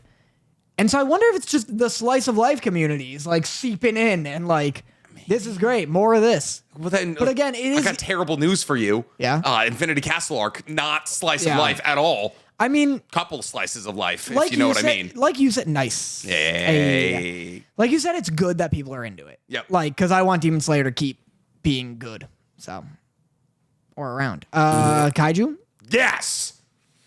The best episode of the season. Woo! Incredible. I have one complaint I need to get out of the way. Okay. I don't like how they made look Isao. I don't like how they made him look. They took all Nobody of his. looks good. They took all of his. Or they kind of made him short. He is a Hulk. He's like a hulking man in the manga. Yeah. Like he's like just towers over everyone. He's wide. He's got this like potato chip or like Dorito chip body. And like I understand that Kikoro is blonde, so he has to be blonde. But I've always envisioned him with white hair, and that's probably because I've been reading a black and white manga. But like something about like the. I mean, she could be blonde and he can have white hair. I know, but something about like, the pale yellowness, and she looks just like her mom, so like he doesn't have to look like her at all. Yeah. Something about the pale yellowness of his hair just like took away aura points for me. Oh, I'm 2 chapters behind on Kaiju. That's great news. And outside of that, so much fun. This is the best episode of any anime we've watched in This the past, season? couple months. That might be fair. It was awesome. I loved it. This like brought me back on the Kaiju train. Really? Yeah, it was It great. was that good for you. It was so good. So explain, because I don't know anybody's names, but explain what episode this was. Isao is the head director. Okay, he fought Kafka. So this is him in the manga. Okay. He's got like fiery eyebrows. Oh yeah. He's got a big fight here in the middle of the manga. That's absolutely awesome. There's a big fight in the middle of this episode. That's absolutely awesome. But like, all right, look at him. Look, they did the same thing to him where they did to Kafka in his kaiju form. He's down here. Can you enlarge the tiny like- little panel you're trying to show me? They did the same thing to him that they did to Kafka, where they just like took away he's huge. Huge guy. Like he's massive. Yeah. And he like towers over everybody he stands next to. There's no detail. And the yet he has anime. no detail, which is unfortunate. But like, so I don't know. It's so tough because like I am slowly but surely getting like I'm getting Stockholm syndromed into like getting used to the animation style at least. But no, I didn't love how he looked. But I've been yelling that all season. This was a great episode. I loved both halves of this episode. This is an episode broken in 2 halves, essentially, where half one is Kafka under detainment, or he's detained, under arrest, and everyone is like grappling with it. Yeah. Everyone's reaching out to like the most important people they know. Yeah. And they're like, hey, I have a person who's in danger. I need your help. Yeah. And I think I wrote a note that's very inflammatory, and I'm sure this will either be used as the title or ripped into a TikTok. Oh, here we go. That will Look at the infuriate camera. me. When you say it. I think this episode does, how do I even phrase it? Like, I think this episode of Kaiju number 8 does what Attack on Titan wanted to do better than Attack on Titan. Okay, unpack that. In its response to quote unquote like kaiju shifters. Okay. I like seeing everybody, and maybe it's just been too long since I watched Attack on Titan's early episodes, but like seeing everybody be like, this can't get out. Like everyone is gonna be wondering if they're standing next to a kaiju, and we just don't know. Like everyone is so rattled, one, about the implications of there being kaiju shifters, and 2, because they all like Kafka now. Yeah. And they're like, hey, I'm not transferring to a different like sector if it means that we're just trying to like brush Kafka under the rug. Like I need developments on how he's doing and like what's going on. And just everyone, it was like a long, quiet beat of everybody like letting it sink in, but in a way that felt realistic and like really compelling to me. Yeah. Even like Dorothy, who's like really kind of enjoys the show for the humor and the action. And I was afraid, like, one, it didn't come out in English dub this week. So I was like, boo, double boo. Yeah, which wasn't great. That was crazy. We're watching it in sub, and I was like, yikes, it's gonna be really tough for her to get her to pay attention. She wants her phone time, she's gonna have to read all that. It's like 16 minutes of a slow beat of like everybody, like you said, like reacting to Kafka getting detained. And it's like Mina being like, nobody in the 3rd division believes you're an enemy kind of thing. I think the contextual, like the important context, like contextual difference between Attack on Titan and Kaiju number 8 here is Barrett Holt is like, we're the colossal and armored Titan. And like, oh, by the way, they haven't been protecting anybody. Yeah. If the colossal and armored Titan had like, I don't know, like fixed the wall or something, or just like had like tried to like kill other Titans or something like that, then that would have been big. But like he was like, hey, I kicked a wall that let in Titans that ate your mother. Well, you're thinking about Eren. What do you mean? Eren did all that. Eren helped fight Titans, and he was like the first like quote friendly Titan, and they had to deal with it. But it wasn't like, I don't know, it didn't feel as. They definitely like had discussions about it, and they like held a trial where they kicked the shit out of Eren. Yeah, they kicked the shit. Levi kicked the shit out of him, as you do in any good trial, as any good Judge Judy fan knows. Yeah. But this felt so, and I think you're right. There is a different context, which is there is an established society, an established comfortable society in Kaiju number 8, and in Attack on Titan, even though it's like medieval kind of comfortable, it's kind of apocalyptic. It's like dystopian. Oh yeah, absolutely. So like when this happened, they're like, we know so little about the Titans already. This is just like kind of another thing, and we'll just figure it out. Whereas this, they are so like, we know so much about the Kaiju that we fucking turn their DNA into suits. Into weapons. Yeah. Like they're like, the stronger the Kaiju, the stronger my forearms. Yeah, and so this brings them into like Attack on Titan level mystery, or like level like we don't know what's going on. That's, I mean, like, so the green-haired one whose name I keep forgetting, like his dad runs Shuju. There we go. Shuju runs Izumo Tech, and so like when and I don't know if the manga did this, and it's like the manga's been like dancing around the idea that his dad is Izumo Tech, I think more than the manga did. Because like when he books that really fancy dinner and they're like, oh, A6 Wagyu for everybody, it's because he books it and like the chef knows that his dad is the head of Izumo Tech. And then they talk afterwards and he's like, oh, I haven't talked to him in a while ever since, and then he gets cut off. Right before when Al walks up and is like talking to his old super like intendant from his military days, he's about to call his dad. And I don't know if they're trying to like build out that relationship more because they haven't done it at all in the manga. But like I said, it was like really cool moments where it was like, oh, we're getting this slow bead of one, us understanding the situation, and two, like us trying to find out a way to make the situation work for everybody. Because even the head brass were like, oh, we need to make him into an identified weapon right now. And another person was like, why don't we make him into a living weapon? Like they have options. Yeah. They don't have options in Attack on Titan. Right. I mean, like Hanji wanted to. Hanji was so dedicated to be like, I'm going to figure out Titans, and then just simply didn't. Hanji's like, hey, I want to set up a science division. And Levi's like, we just kick people here, lady. Like, look at him. Yeah. I was like, look at him. We got him chained up right here. Yeah. Yeah. The animation switching for him, like going like dark purple mode, incredible. But just another classic. It's like honestly an ongoing bit.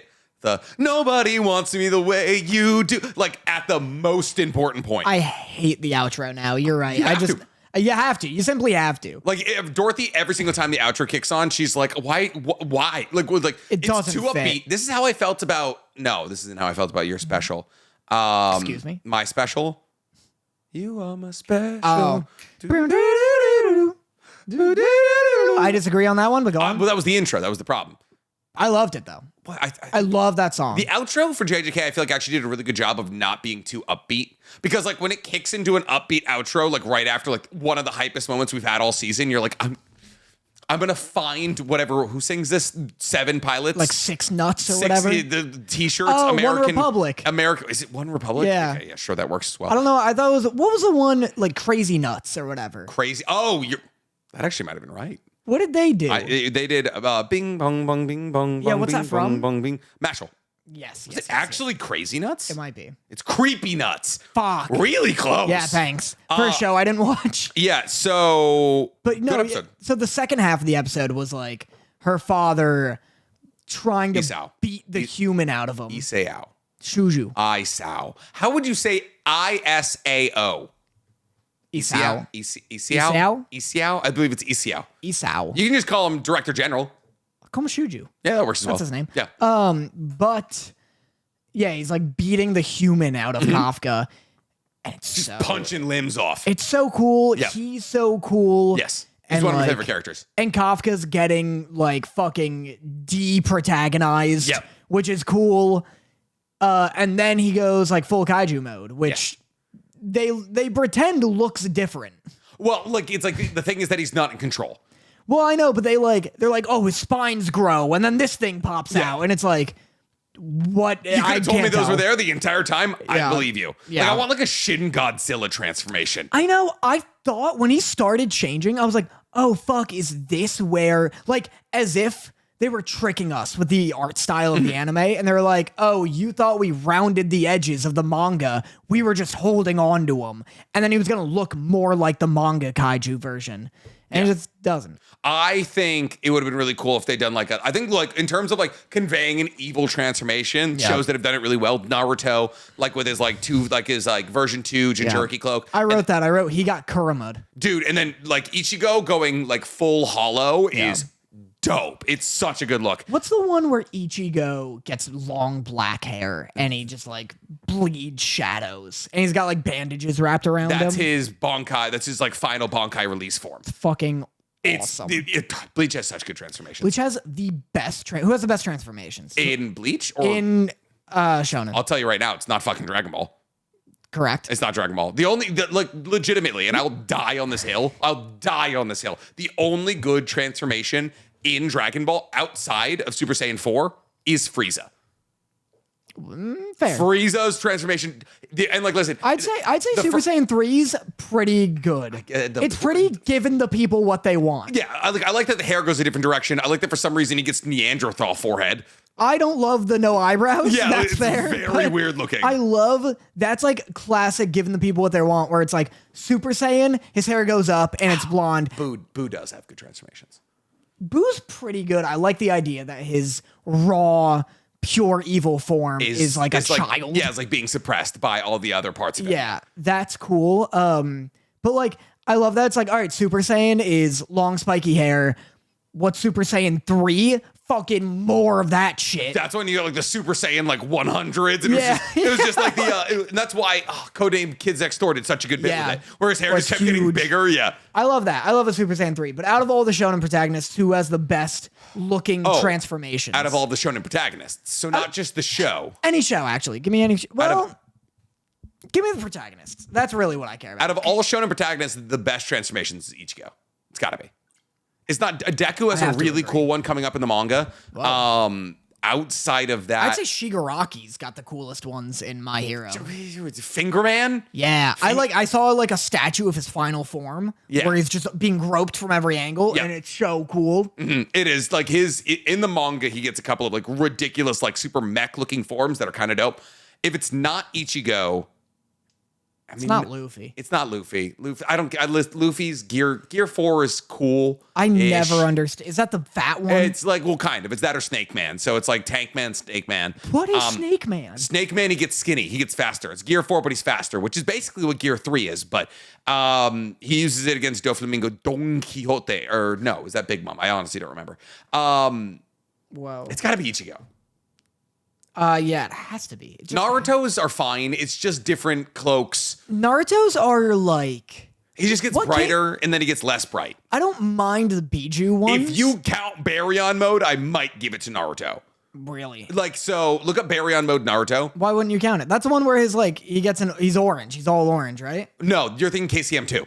So Naruto has like version 1 Jinchuriki cloak, version You're out of your fucking mind. Baryon mode's sick. This is the stupidest thing I've seen in my life. Baryon mode is sick. How dare you? He looks like a corgi. He looks like a big corgi, man. He makes a cloak out of tails. Oh, you're insane. You're actually insane. I like Naruto. Some of Naruto's earlier ones are very bleach coded. The bone one? The bone, and like the higher versions of his version 2 like cloak, where he gets like the bones of Kurama, it's super bleach coded. Yeah. But like Ichigo's true Bankai form, his original Bankai form is like not that different from like what he usually wears, but it's elite. His Fullbringer form is pretty cool. It's either Naruto or Ichigo. What about Hunter x Hunter, where he becomes an adult? He just becomes with an adult. Endless hair. He gets one thing, and then Killua's got like Godspeed mode, and that's it. Didn't you just say it's either Bleach or Hunter x Hunter? No, I said it's Bleach or Naruto. I mean Naruto's definitely up there. I guess that's Asta. Asta. No. Asta's got his... He gets a wing. He gets his wing, and then he gets like True Devil Union form, which is kind of cool. He has Zeten form right now, but it's all just different versions of black armor. I'm looking at these Bleach ones, and like it's making me real upset Bleach isn't a better show. Yeah, Bleach is an incredible manga. It's a very good manga. Everybody has good transformations in it too. Like the Bankai release form for everybody's really dope. The Arankars have really good, like Grimmjow turns into like a panther. Like there's a lot of really cool releases. There's one I'm looking at where Ichigo's got a fucking tail. Mm-hmm. Crazy. Wait, Ichigo has a tail? You can see. Oh. Yeah, no, I don't remember that at all. There's a lot of filler. There's a lot of filler in Bleach. What were you trying to say? Oh, I was going to say, as out of all the people under 40 with no children, I feel like I run into the possibility of having my penis fall out of my shorts the most often. I just wear slutty little sweatshorts around the house with no underwear. And I just be popping and locking it. I'm like, oh, full dick out. And You I'm ever like, walk around the house naked? all the time. It's my house. It's awesome. Oh, you can't. I was going to say. I do when no one's home. Oh, nice. You just feel like a king in your doesn't kingdom. happen all that often. Yeah. You know what's cool? The only other person who lives here. She knows what it looks like. Yeah. It's not she does scream every time she Yeah, sees and it. she's sitting just like, oh, what? Yeah. Put it away. The other day, this kind of hardly relates, but no, I don't think I will. Okay. Oh my God. Is this what the kids are talking about? Is this the edging? Did you just edge a story on me? My fucking nobody look too deep into this. Nobody think that this is an innuendo. It's not an innuendo, and I don't know why it's the case, but our bedroom floor has been really, really slippery, and I don't know why. No one can figure it out. I promise it's not anything weird. Okay. Our bedroom hardwood floor is really slippery all of a sudden. It's probably the real hardwood. Shut up! Yeah, here we go. For whatever reason, our floor is so slick. Mm-hmm. And I don't know why. And I was like, oh, this is weird and funny. And Sarah was like, we should figure this out because it's kind of dangerous. And I'm like, oh, it's fine. Like a couple of days go by. And I run into our bedroom and I stop and I fucking slip on the ground and literally travel the length of my bedroom with both legs up in the air. And I ream my ass cheek into the dresser. There was literally enough time. This is how much time there was. I was like, hold on, I'm just grabbing my, I'm slipping. That's how much time I fucking, it's like two professional Olympic curlers on either side of me. The fuck, he's going long. I saw the dresser like approaching and I didn't want to break my legs. So I had my legs in the air like a baby being changed as it comes hurtling towards my asshole. Oh God, I need a live camera in your house at all times. Like a fucking cartoon character. Just like, whoa. Like, Oh, what was that Vine? Hey, Olina, come get your juice.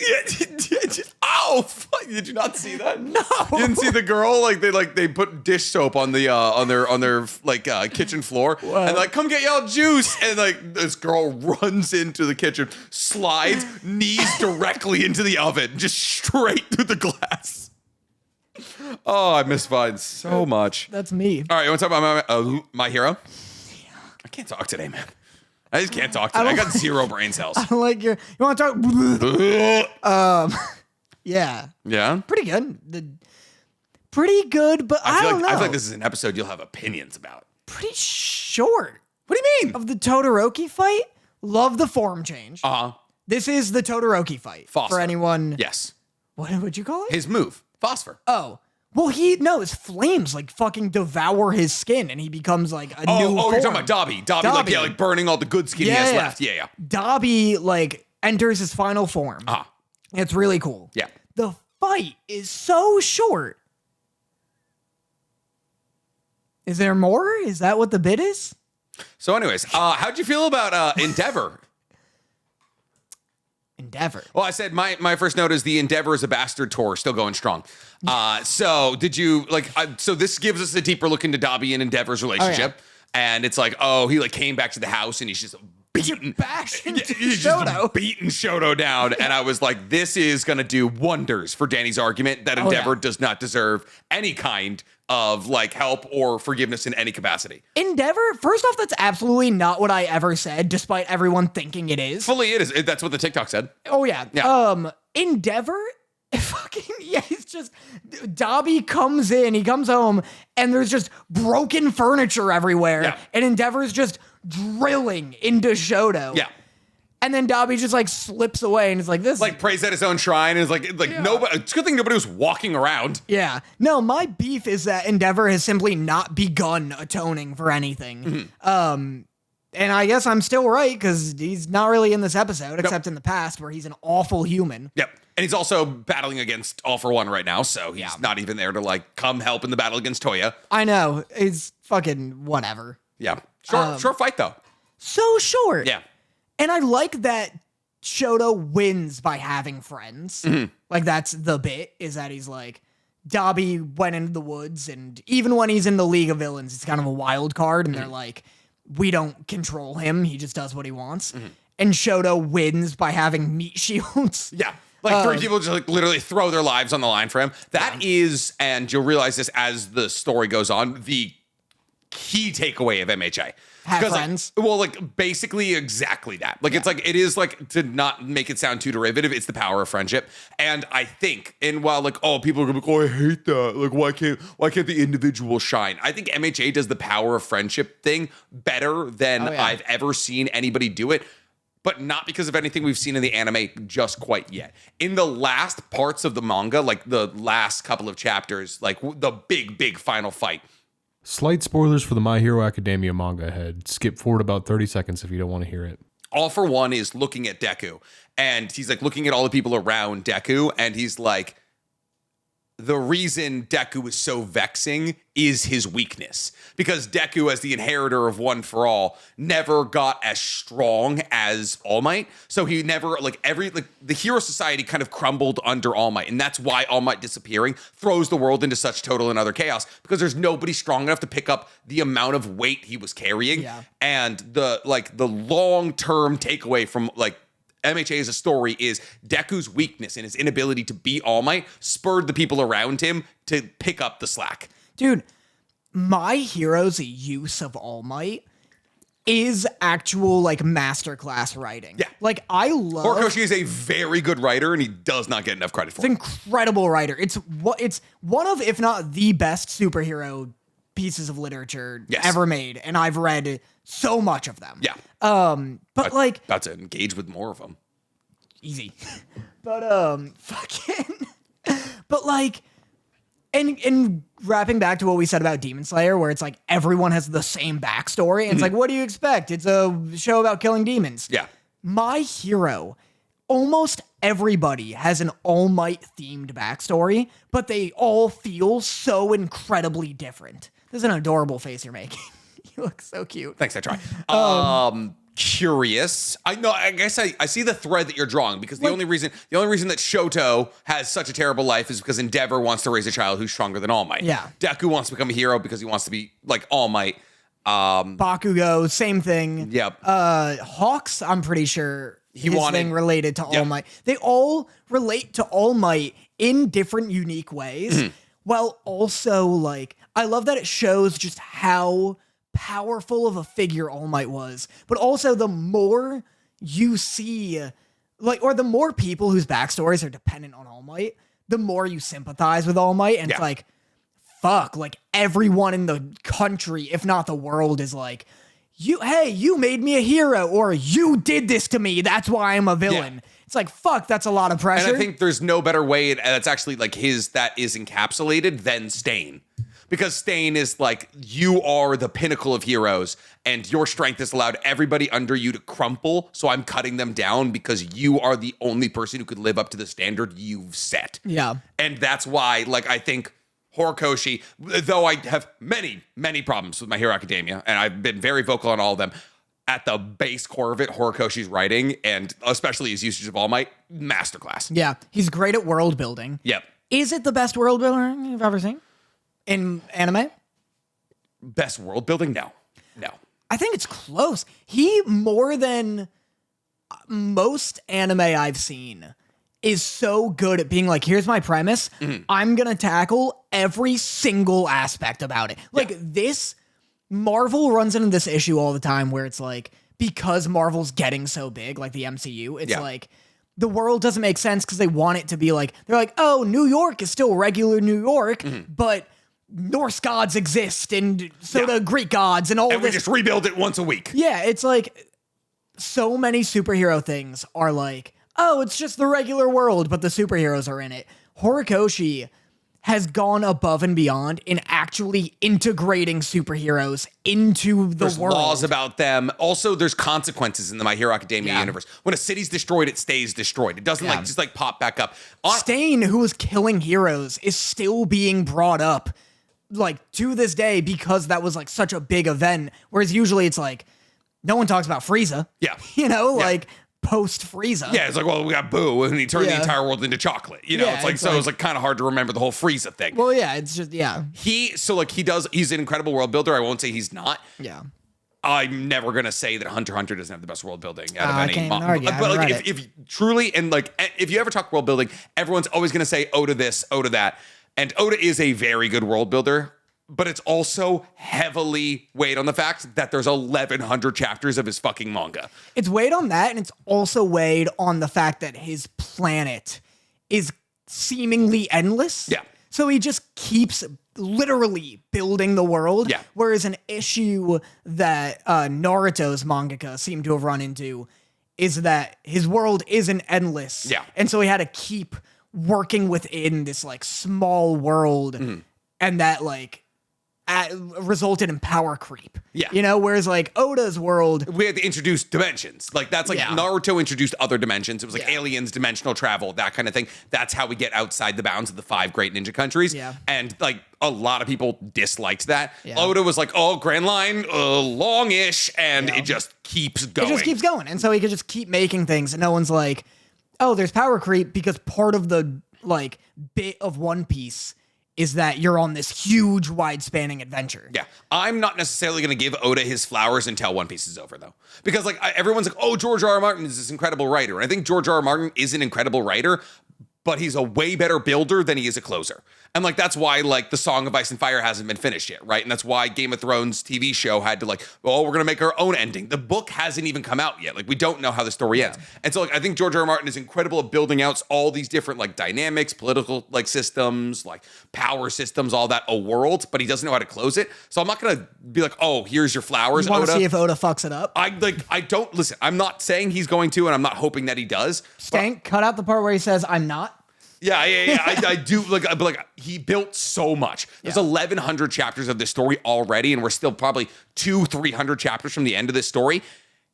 That's so hard to close in a way that people find even remotely satisfying. Yeah. Like everyone's like, oh, so like hyper fixated on like, oh, what's the One Piece? And it's like, hey man, did they topple the government? How are they going to replace the government? Yeah. Was Usopp able to become the world's greatest sniper? Did Zoro become the world's greatest swordsman? There's so many things that you could introduce in 1,100 chapters. If you can't close those out, you're not a great world builder. What do you think's going to happen? I don't know. And that's interesting. What? It's just an interesting take that like, if you can't finish, because that's not even building. That's not even building the world. That's just like the story. I get, well, you know. But then, the characters have to fit within the story, right? Well, it's like I'm torn because on one hand, I want to be like, building the world isn't like contingent on like the narrative itself being good from beginning to end. But on the other hand, I'd say Naruto has great world building until it fucking builds too much. Yeah. So then it was contingent on him like keep like continuing and going the on. issue is it no longer became about ninjas. That's what everyone's key complaint is. It's like the second like a new like dimension of rate, like a new dimension and new race of like entities was introduced, and we shifted the plot away from what the narrative had been for all this time. Right. That's when the world got too big for a lot of people. Yeah, it's like does world building end at the end of the story, or does it end just like Naruto's world is great until, you know, I think it's like about it's like, just interesting. It's about like being like I think genuinely you see the story through the eyes of the characters, right? Yeah. So it's like if you can see the story through the eyes of the characters, you need them to have like relatable and Well, like, you said fucking Hunter x Hunter has the best world building. I know. Wow. I know. Wow. He's still trying, all right? Uh-huh. The book is still open. There's chapters being written. No, I think what he's currently undertaking is one of the most impressive things that any mangaka could ever try to do. He introduced, like, imagine they get to the end of the Grand Line and they're like, the Grand Line's a pebble. The Grand Line is a stream in this much vaster world, and then they go on that adventure. That's basically what Hunter x Hunter is doing right now. They did 340 chapters of a story in a lake. Yeah. And the lake is just a tiny little puddle of water in an entire world called the Dark Continent. Yeah, and this poor guy's like, I just want to die. Now, mind you, like literally, he's like, my back is in several pieces. Yeah. Now, mind you, within the course of this, like inside this lake, we've introduced 6 countries, the political systems of all these countries, like false states being like propped up, religious groups, a world, like an area where people throw away their trash, where people live. It's a lawless area where like rogues troops have popped up, that kind of thing. Like there's an island that's a video game. There's so much world built out in the power system,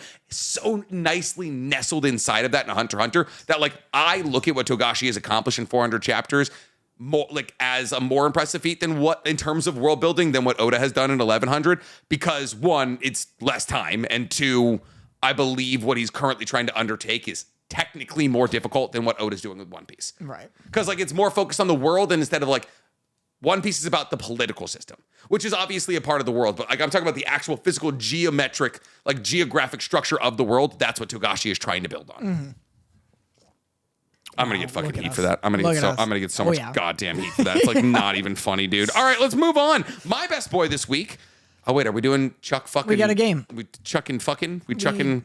Do we do that, or do we save it for Friday? Because we might have to do a pod Friday. What are our? Ooh, I like where you're going with this, Daniel. Yeah. Do we just go to best boy, of which I don't know if I have one? We're gonna. Well, let's actually look. Let's do a quick rundown here on summer 2024 anime. I know last week we like talked about it briefly. I said, "Who cares about Fairy Tail?" And everyone got was like, real "I upset do." with me. They're like, "I care about Fairy Tail." Yeah. Okay, whatever. That's why it's on 4th place in my anime list behind Kami no To Oji no Kikan. Classic Kaminoto. What is this? What is this? What is my best boy? Ja Wagnon can't seem to pass the 20th floor. Even after failing time and time again, he refuses on his journey. He meets up with it's Tower of God. I'm sorry, I'm an idiot. Oh, nice. Yeah. Apparently, in terms of my anime list, people like what they're excited for next season. Alya sometimes hides her feelings in Russian. More people are excited about than Fairy Tail. So you know what? I'm justified in my take. Any anime with like 6 words in its title. Yep. Fuck off. Yep. It's Too many words. It's gonna be a slice of life about high schoolers, and we're not gonna watch it. Do you ever watch Komi Can't Communicate? Nope. I just don't buy that these premises are enough to carry hundreds of episodes. I've like heard they end up having. It's very holistic. I've heard it's very fun. I've heard it's well written. I just don't Care? give a shit. I watched the first 4 episodes. My God. Yeah. That's so it's many cute, episodes. but I'm like, her goal is to make 100 friends, and I'm like, I can't tell if that's a lot or not. That's a lot of friends too. Yeah, It's like, that's too many. Oh, we're getting another Nier Automata. Whoa. We're getting version 1.1a part 2. Whatever the That's very hell near. that means. That's super near. That's so Nier Automata. That's so near, it's almost far. Okay. I have a question for you. Go. As somebody who's played the Nier Automata games. Yep. Do you fuck her in them? No, but her skirt can come off. Like if she gets hit enough? Yeah, if she gets hit enough, if she takes enough damage, or you can self-destruct and then end up with like 1 HP and it will blow your skirt off. Okay, because every time I'm like looking for statues, it's just like there. it's like 1B, 2B. It's a pun. It's like 2B. Yeah. Because she's a robot. Yeah, kinda. Okay, Yeah. it's like 2B, but Yeah. like It's more just a bit about philosophy. Like it's it's nothing. It's not a good enough joke. Okay, I was gonna say, 'cause Yeah. it's like simply like every statue I've ever seen, it's just like her naked or like her getting like drilled by some like mechanical dildo coming out of a wall. I've seen some vile shit. And I'm like, Sounds like it. Is it a hentai video game? Like, I'm just like, or is this just the horniest fan base known to man? It's the second. And she's just hot. Okay. It sucks because it's like one of the best video games I've ever played. Okay. And I am really in my toy era right now. And I just can't get like a figure or statue or toy of her without feeling like oh, this the is going worst in a jar. stereotype. Yeah. I was like, oh man, like I was like, but everyone's like, oh, it's because like the game is horny, like she's hot, and like you can play like I'd never heard about the skirt thing, but I was like, okay, then why is the Bayonetta fandom not so horny? Because I've never seen Bayonetta getting like the this one comes with like boob off, boob on, Bayonetta statue. I don't know. I was given an answer. Bayonetta's just not big enough. I was given an answer. Yeah? Apparently, Bayonetta's for the gays. That's true. That's what 100%. I never came to that prognosis on myself when I was told it. I was like, that makes sense. Yeah, She's a bad bitch. She's very lesbian coded. I never played a singular Bayonetta game, but I agree. Yeah. I mean, the fact that her skin, her hair is her her clothes. clothes. Yeah. That's just iconic. Her skin as her clothes would be a way different game. That is basically the sniper from. Oh, Metal Gear Solid. Yeah, Quiet. she was like, I need to be naked because I breathe through my skin or something. I was she's like, I need to photosynthesize, so I am nude. yeah, that was wild. Yeah. Loved her character though. All right, so Oshinoko season 2 comes out. I'm trying to figure out like when we're like how much of a gap do we have between these seasons where you and me are just gonna be like for 2 weeks. So Oshinoko's second season, which you're not going to be watching, and I may not even be watching. Thank comes God out. you're not making me watch it. That was going to be my question. You haven't seen season 1. You gave up. I know. Yeah, and I don't want to. July 3rd. So boring. Tower of God, which me and Danny have to watch season 1. I saw the first episode. Weird as hell. Weird as hell. Yeah, did you ever watch Fooly Cooley? No. It's very Fooly Cooley, which means nothing to you. I know the studio got shut down. Yeah, that's a bummer. Yeah. It's like Speed Racer in terms of animation looks weird. It is weird. Yeah. The whole thing's real weird. It reminds me of Speed Racer and Fooly Cooley in that it's really fast and it feels like the dubbing actors are Couldn't like keep up with it. desperately trying to. Yeah. It's so bizarre. And then it turns into Hunter x Hunter, or what I assume Hunter x Hunter is by the end of the episode, where it becomes like a tournament among 400 people.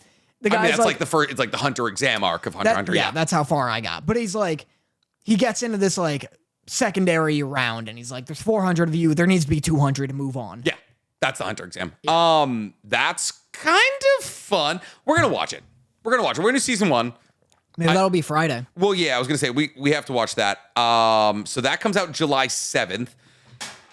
Do we watch the entirety of Fairy Tail and then we watch the 100-Year Quest? Do we become a chance? Do we become a Fairy Tail? There's so many fucking episodes in Fairy Tail, by the way, and how many? How many do you? I'd say 400. 400? There's no way. That's my guess. There's simply no way.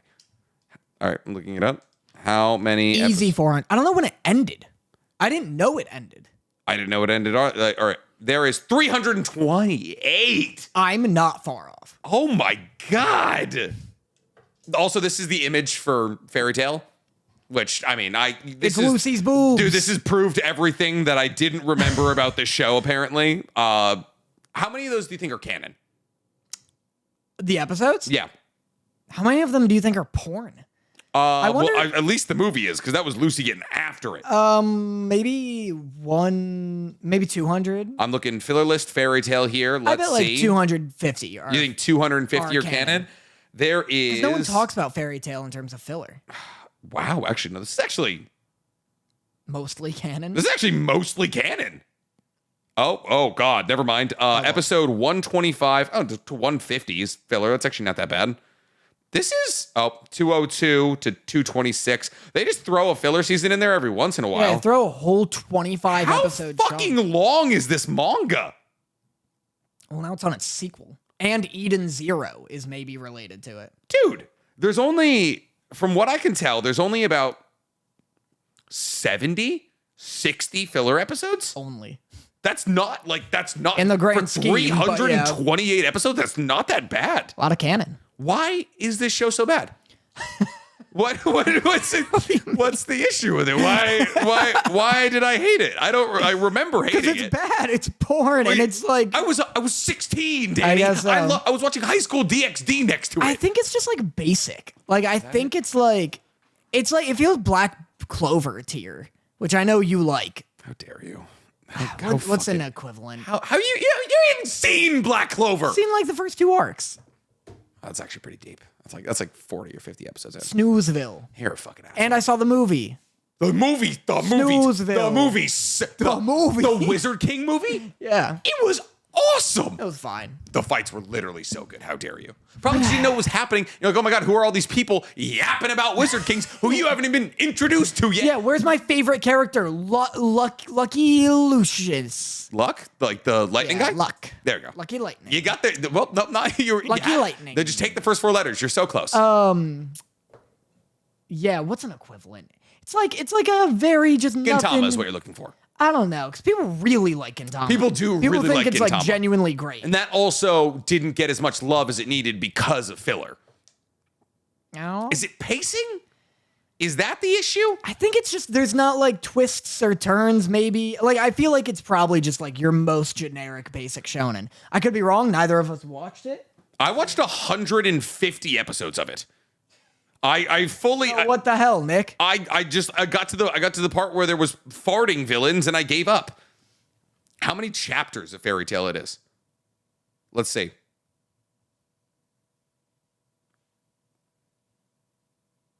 $545 chapters? Oh my! Since we were in like middle school. That means it's well paced. It's like 260 manga canon episodes. That's 2 chapters an episode. Yeah. Check it out. Give it a look. Should we watch the whole thing before Friday? What is fucking this you're talking about? We're watching the whole thing before Friday. Let's do homework. All right. Heads or tails. This is tails. All right. This is heads. All right. Heads or tails. Whoever. All right. I'm gonna call heads. How are you? I'm gonna call heads. All right. I'm gonna call heads. So this is heads, right? Oh wait, no. This is tails. Yeah. I'm gonna call tails. So whoever doesn't get it has to watch all of Black Clover. Nick's about to throw pod knife into the air. It's literally not even that. It would hurt a little bit. It would hurt a little bit. All right. Whoever gets this wrong has to watch all of Black Clover by Friday. All right. Okay, Black Clover. Goddamn. Fairy Tail. My mind is pregnant with Whoever your gets thoughts. this wrong, you're like, I'm gonna choose heads. Yeah, I'm heads. I'm Okay. heads. You're tails. Okay. You gotta watch all Fairy Tail. Let's go. Let's go, baby. But if I'm tails, I win. No, I said heads. This is heads. You have to watch Black Tail. You have to watch Fairy Clover. Not watch Look, Fairy I'll Clover. get home. I'll see how I'm feeling. If I need a good jork, I'll watch Fairy Tail. Yeah, go watch Lucy fucking be a tummy dancer for a little while there. That's all you need. I don't know, man. I just don't. I don't care. I think it's that. I think I'm just too old for it at this point. I might and, watch Pokemon. Like, I don't know if I could go back and rewatch. No, that's a bad take. I could go back and rewatch Naruto for like, if I was like given Naruto right now for the first time, I could watch it. For sure. Pokemon, is that what we're saying? Pokemon? That comes out July 7th. Pokemon? No. The 100-year quest that we're not watching. No, the other day I was just like, I'm like weirdly in my Pokemon era right now, and I was like, I want to see if the Pokemon anime is any good. Not the original, like the new one. Gotcha. I'll check it out. Dude. What? Suicide Squad's only 10 episodes. Good. Fuck. This is the only good thing this season. It's the only thing you're excited about. Why are you like this, Danny? I don't need to see Harley Quinn fighting boarmen. Who's animating it? Do you know who's animating Wit. it? Yes. I've always known. Simply the best animation studio in the world. When's the Devil May Cry anime come out? What do you mean? That one's Trigger. There's a Devilman Cry? Devil May Cry. May Cry anime coming out? No, it's not Trigger. It's by the Castlevania folks, I think. What? I think I remember us talking about this actually. DMC anime release date? Yeah. June 14th, 2007. Production by Studio Mir.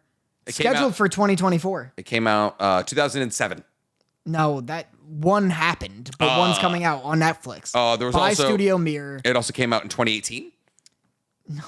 Yeah, no, there's nothing. Oh, the first episode aired, June 14th, 2007. My guy, fucking look. Studio Mir coming to Netflix by the Castlevania people. Yeah, but when? 2024. That's the whole year, Danny. I'm working on it. Oh, you know what I heard? What? And did you hear about this? Can we skip to the news? I'll do my best boy here. Okay. My best boy was going to be Wit Studios because I found out Wit is doing the Suicide Squad Isekai, which is another reason for me to love it. Yeah. Also, that's fair. That's a good reason. You better start loving DC projects, all right? You better start loving DC projects. Why? You better start loving DC projects, Danny, all We'll right? find out why eventually. I cannot simply be the only person on this podcast who's like, oh my God, animated DC project. That's the only good projects they make nowadays, Danny. That's all. For the last 10 years, the only good projects DC has made have been animated. Their entire DC animated movie universe, their new universe kind of sucks ass, but that's as good as they've done. Also, they made the Superman animated TV show, and I saw a clip of it today, and it actually looks like a lot of fun. Yeah, did you see the one where he briefly turns into a girl and she's crazy hot? No. That's the only clip I've been seeing. There's a bit where he's like... No, they introduced Kara. So like him and Kara are like, Kara's like a destroyer, like it's, and like they have like a super cute sibling relationship. Kara, hot. oh, so hot. There's a bit so where dangerously like hot. there's a bit where this like multi-dimensional guy How is old is Kara? How old is Kara? How old is Kara? there's this bit where this multi-dimensional guy is like, yeah, like you could be a Superman from any dimension. This one, and he briefly turns him into a woman, and everyone is like, what is this Superman universe? And how do I fucking read its comics? Yeah, but this is the animated TV show on Max right now, right? No, I know, yes. Yeah. But I'm talking about the woman. Should we one. watch that? I'd check it out. It's animated. Sure. You have to check it out. We could watch The Legend of Vox Machina. I love The Legend of Vox Machina. Yeah? Wait, that's an Amazon project. That's the D&D one. Oh, you're like, we're off DC now. Is season 2 out? Season 3's coming out in October. Wait, what? Yeah. Season 2's out? Yeah, has been. Wait, what? It has been. I love Vox Machina. Yeah? Oh, wait, hold up. How? It's the D&D thing. I know it's the D&D. Okay. I just don't. Have I seen season 2? I'm gonna. This is a conversation I'm gonna have to have with myself. I would love to watch Vox Machina. Okay. Let's get off the beaten path. Let's get real weird with it. We'll both watch Owl City. Sure. Have you watched it yet? Yeah. I'm like 12 episodes in. You son of a bitch. It's fun. All right. Who's your best boy? I read Volume 2 of Gachakuda. That's still really good. I totally read Volume 1. Yeah, I can see. It's right where you left it. Came with me straight to the beach, Yeah, baby. right in your reading spot. Yep, that's what I do. I sit on edge of tables and I read. Volume 2's fine. Definitely like they're explaining the world and shit. Cool. All right, my flashback. Yeah. MHA ends on August 5th. Whoa. Yeah, isn't that crazy? Wow, that's creepy. 5 more chapters. Major spoilers for the My Hero Academia manga coming up for the next minute and a half. I'll add a spoiler tag at the top so whenever it's gone, you'll know it's safe to come back. Which is nuts. Because I was like, they're like, the epilogue's going to last for a while. Like, we're going to get back to our namesake. They introduce a villain. Deku's talking about like, I still have the embers of One for All. And then it just gets released that it ends in 5 chapters. I'm going to be fully real. It's going to feel like a hole like a hole in my heart for the last year and a half. Why? Wait, did you just like subtly spoil the shit out of the ending of My Hero? No. What are you talking about? I think you did. You said something that I've been really hung up on since you said it. What?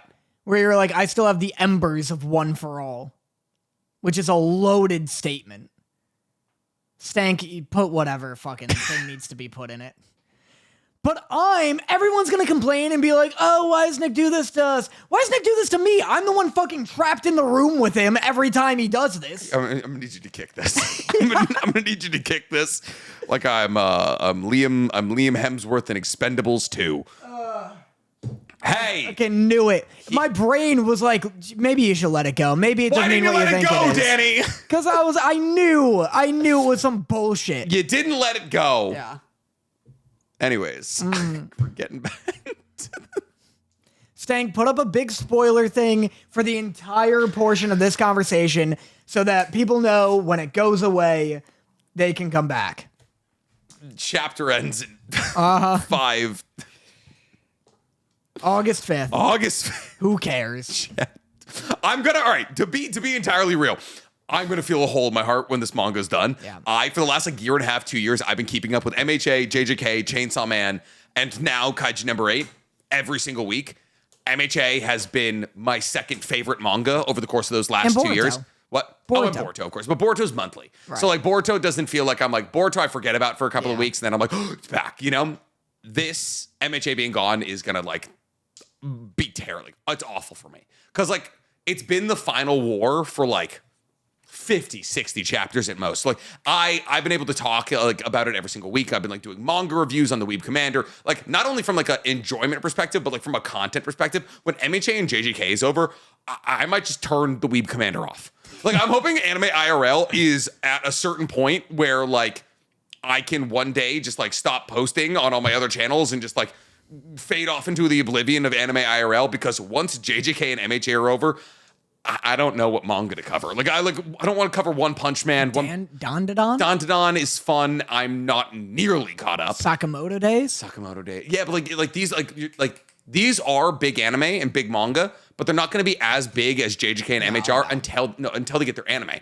Right. Once they get their anime, then that funnels a ton of people into the manga. So talking about those manga right now from like a views perspective, like isn't even like necessarily worth it. Yeah, there will be a new... Once MHA ends and Demon Slayer ends, which they will probably end around the same time anime-wise. I'll tell you right now what the next generation is. Gachakuda.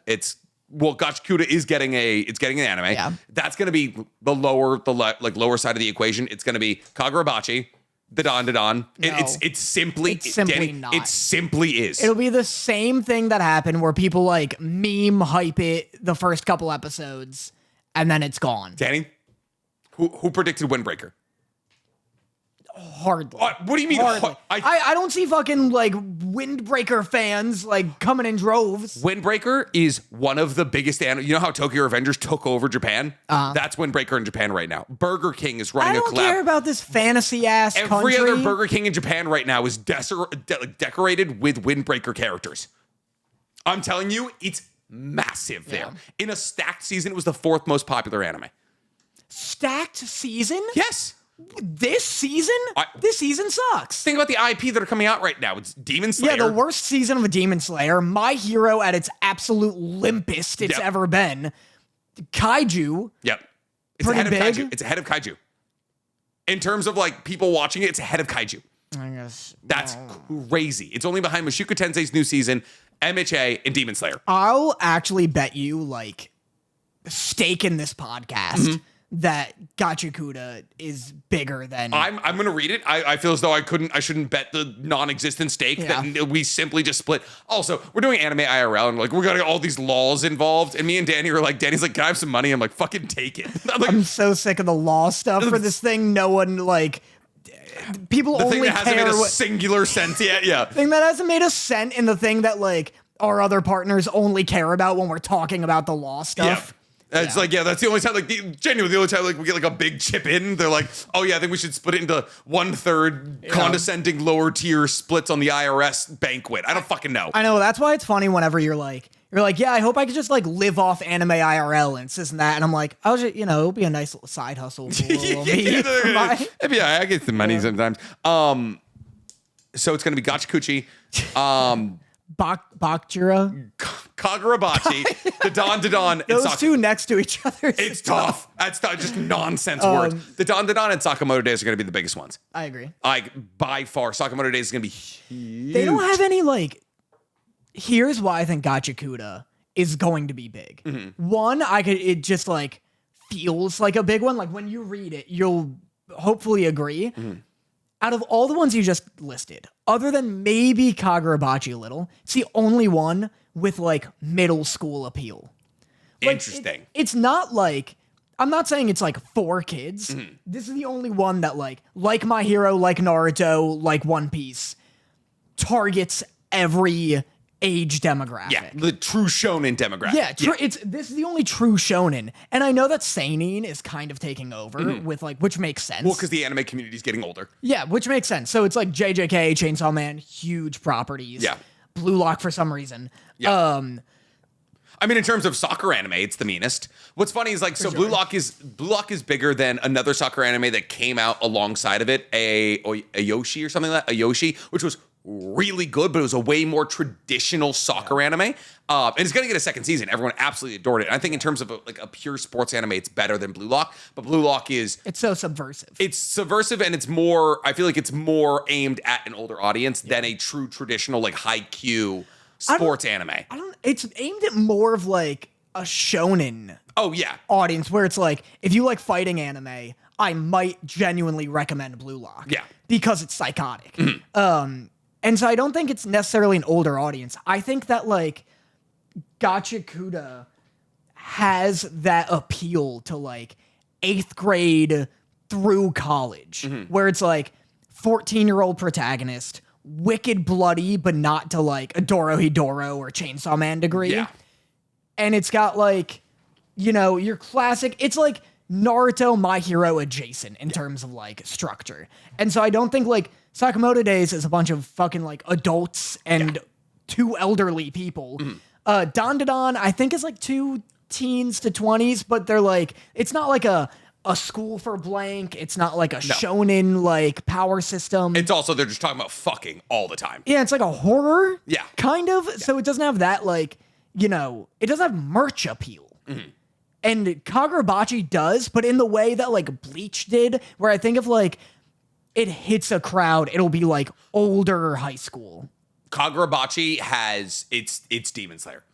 It's, Yeah. I'm telling you right now, it's got Demon Slayer appeal. It's a story about enchanted swords that's funny. It doesn't have good, like, character design, I'd say. Like, it doesn't have merch appeal either, though. It doesn't have an Inosuke. It does not have an Inosuke by any means. Like, look at this guy and also just, like, flip through the manga and tell me that you don't see that on, like, backpacks and, like, cons and stuff. Like, there's no Kagurabachi. It kind of looks like JoJo's. Really? Yeah. It's very Soul Eater. It's like Soul Eater's manga's, like, proteges. Oh, really? Yeah. It does look sick. It's got, like, great art design. It does look Soul Eater. You're correct. Yeah. There was like a couple of scenes where I got like a top-down look at somebody, and it was like they were like Jotaro posing. Yeah.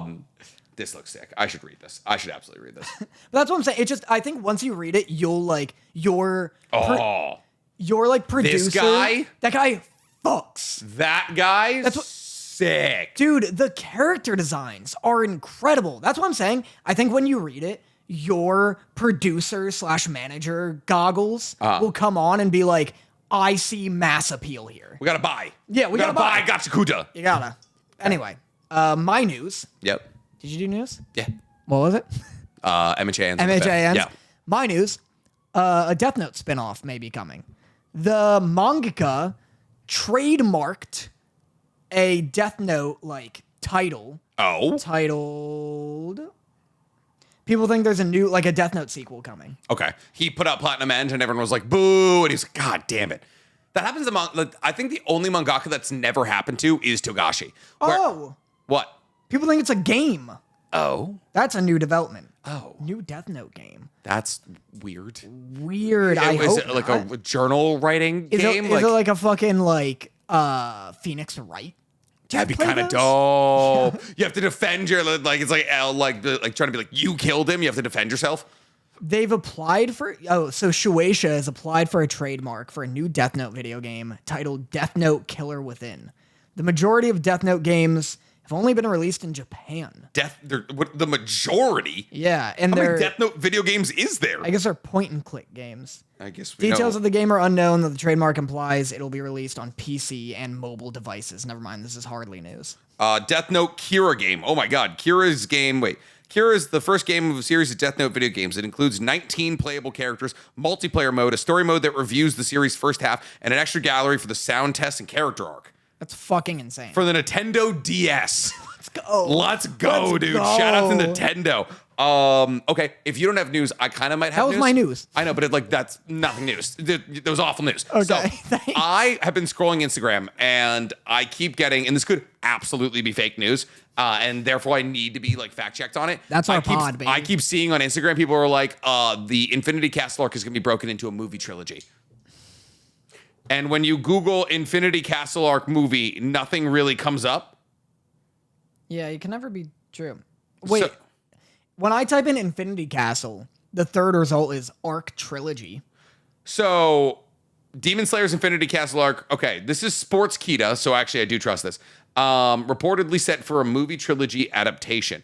The Hindu, which I never heard of, that's is also saying how did that. they get that? I know. Demon Slayer's anime Infinity Castle arc is reportedly set to be released as 3 different movies. These three Screen movies. Rant also. Go on. These 3 movies will reportedly act as the finale for the anime series, encapsulating the entire final battle, i.e., Infinity Castle and Sunrise Countdown arc. Huh. Does that mean they're gonna fucking stretch it out like Attack on Titan? That's tough. I don't think so. If it's 3 movies, Yeah, I think it'll be once a year. probably.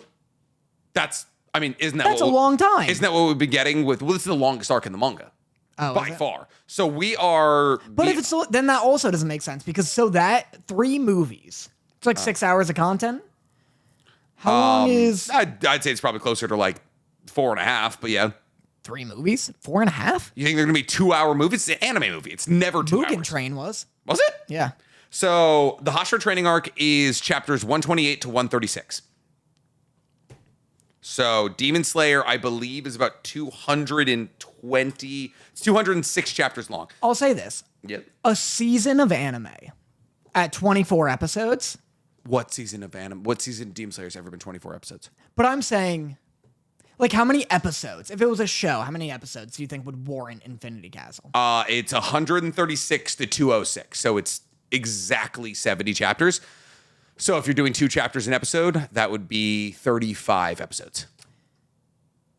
35? Okay. So almost exactly 3 seasons of anime Okay, 35. at 12 episodes at 12 episodes a season.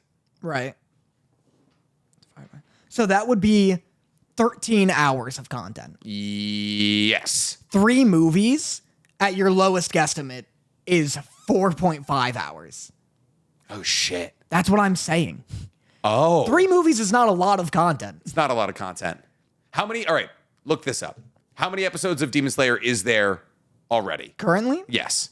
We should be somewhere near 50, right? Probably. If we're somewhere, we can just do the math on how many, like what their burn rate on a chapter is, basically.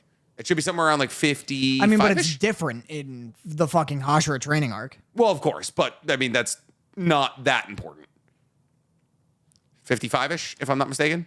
This is all... Demon Slayer is a whack because they keep releasing each season as its own show. Yes. So this is, like, tough to find. It's 26 plus 7 plus 11. 26. Wait, what? Fucking chat now. 26 plus 7 plus 11. 26 plus 7 plus 11 is 44. Plus... Oh, God. Plus 8. 52. Oh, I was 3 off. Damn. Which means that they've adapted 136 chapters in 52 episodes, which means they're actually doing 3 chapters per episode, which would mean it would actually only be 70 divided by 3. So it would be 22, 23. So they would have to, so let's say 22 Well, episodes. that's still 8 hours of content because I already did 24 episodes. I think they could do it. It would need...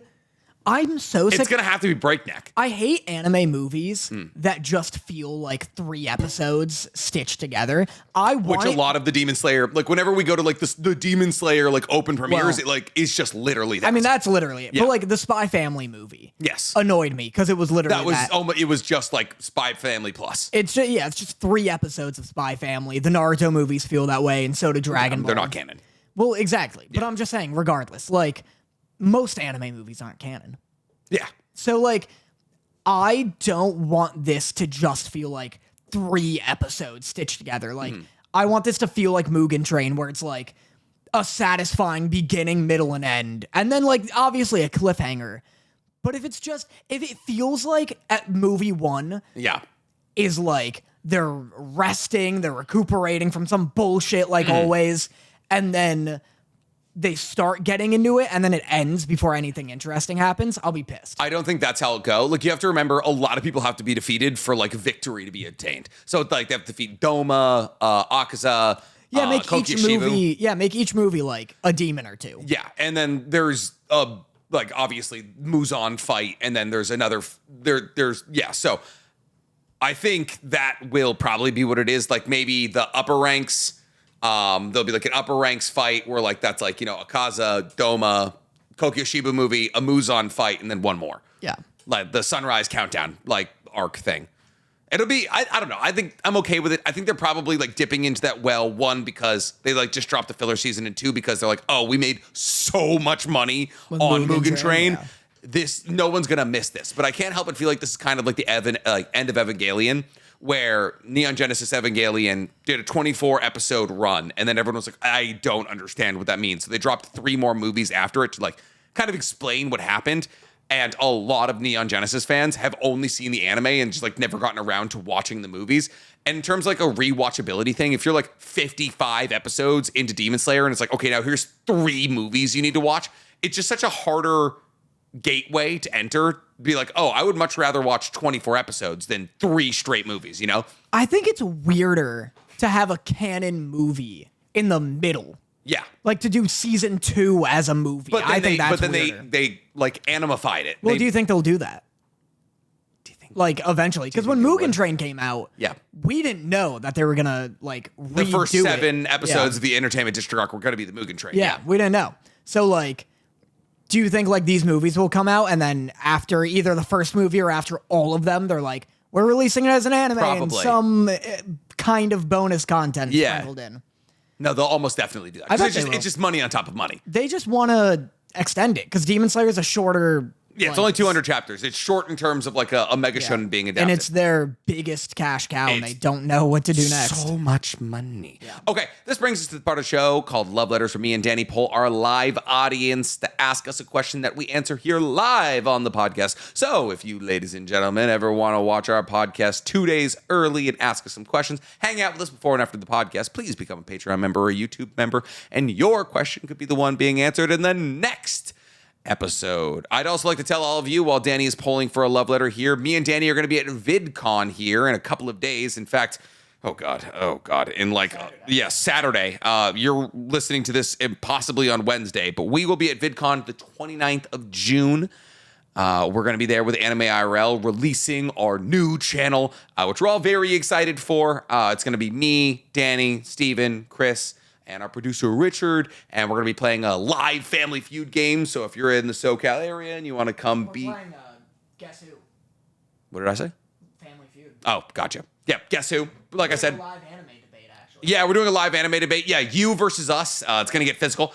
And if you guys want to be in an Anime IRL video, we're going to be doing crowd participation involving all of the beautiful fans in the crowd.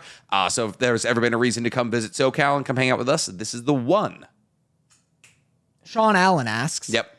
If you could pick any director to direct an anime movie in live action, what director and what anime? Do you have an answer for this? I think I do. Yeah?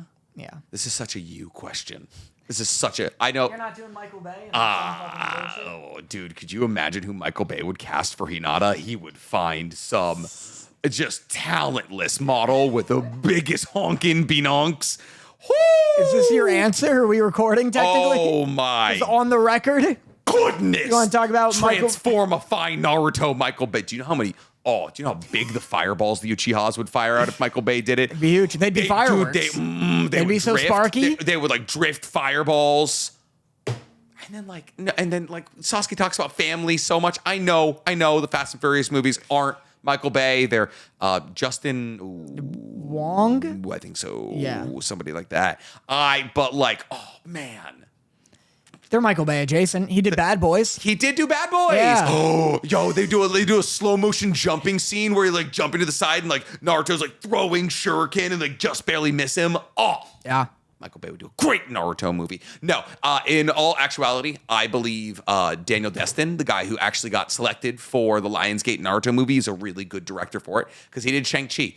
I didn't see it. Looked bad though. It was pretty good actually. It was really good. Good action. Good action. Yeah, really good action. I think it tells a really compelling story of like the Chinese American experience. Yeah. Everything that looked bad, I sure wasn't his fault. I didn't like Aquafina looked annoying in it, and that's the writings. welcome to Aquafina. Yeah. She was. Yeah, She seemed annoying, and then the writing looked bad, but that's hardly his fault. Also, no, Simu does a really good job. Dorothy adored it. I think it's the only good Marvel movie to come out like the last since Infinity War. Actually, Nice. It's fun. It's really fun, and I think they're doing another one. But I think like he's actually a really good choice for it.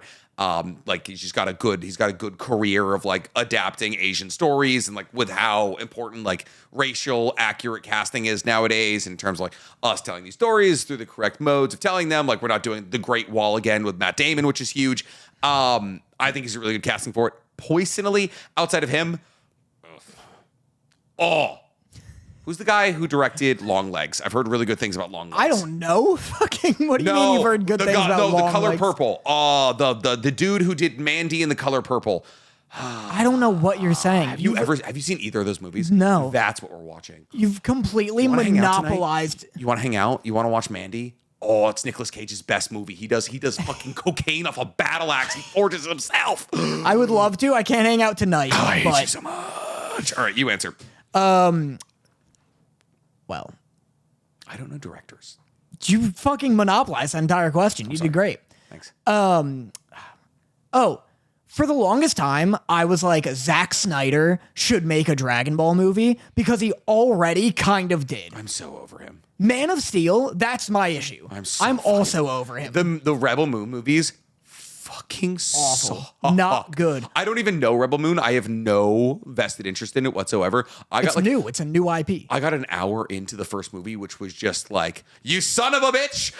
It was the Rick and Morty bit, dude. Yeah. And I was like, I'm going to fucking kill myself. I'm so over him. I'm also very over him, but 'twas a time where I was like, fucks. this dude already made the best Dragon Ball movie ever. Yeah. Just call Clark Kent. Just call Clark Kent Goku, and you got a Dragon Ball movie. What's the General Zod? Zod? Yeah, General Call Zod Vegeta. and it's a Vegeta arc. Yeah. They're just doing Dragon Ball, and the action's so good. so goddamn You good. can't see any of it. Yep. And that's fucking peak Dragon Ball. Yeah. I thought he would have made like Man of Steel era Zack Snyder. I'm such a Man of Steel apologist. Yeah. Which confirms I'm everyone. a Snyder Cut apologist for the Justice League. So like, Oh, let's go, baby. yeah, like, That's I'm why like- we pod together. yeah, exactly. I'm such a Man of Steel apologist. He would have killed a Dragon Ball movie. Also, do you know Christopher Nolan, good old Chrissy N, Yep.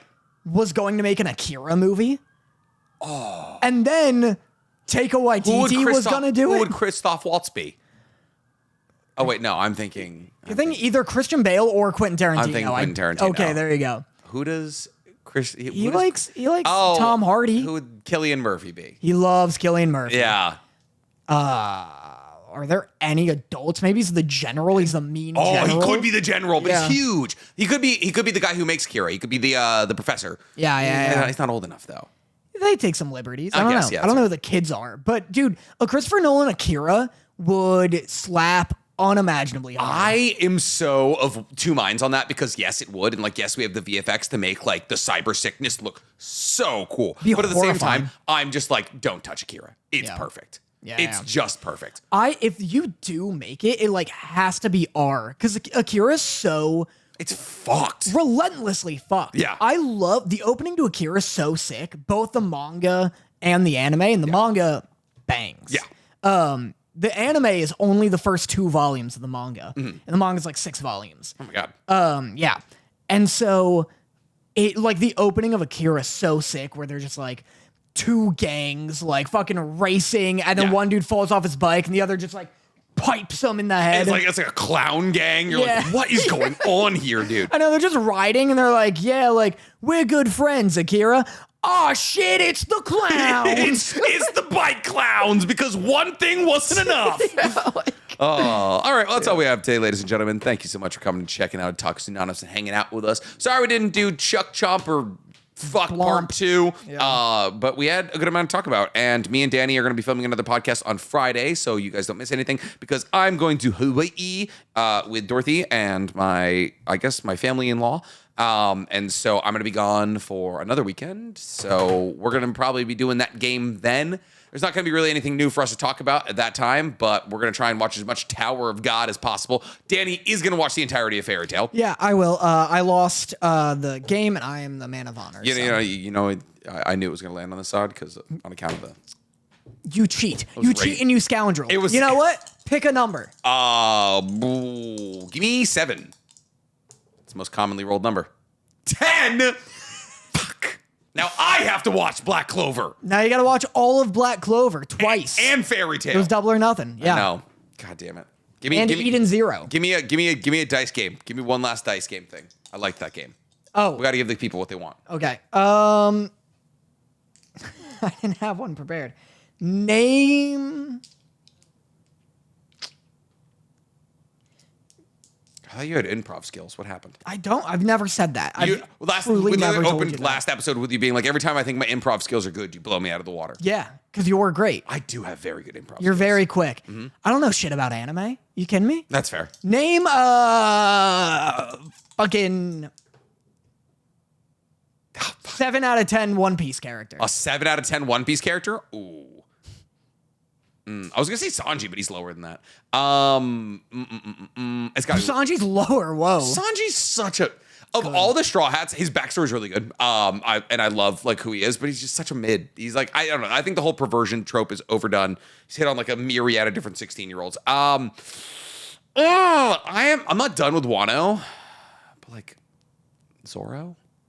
I don't know. I get Wano's a big arc for Zoro, and I'm simply not like I'm not against his. I haven't seen his fight against King. His rivalry, no, he's like an 8 out of 10. His rivalry with Dracula is actually like kind of cool. He's got like a large amount of motivation. He loses somebody early on. 7 out of 10. Frankie. All right. I'm gonna go with Frankie. I feel that. Cool character. Not Jinbei.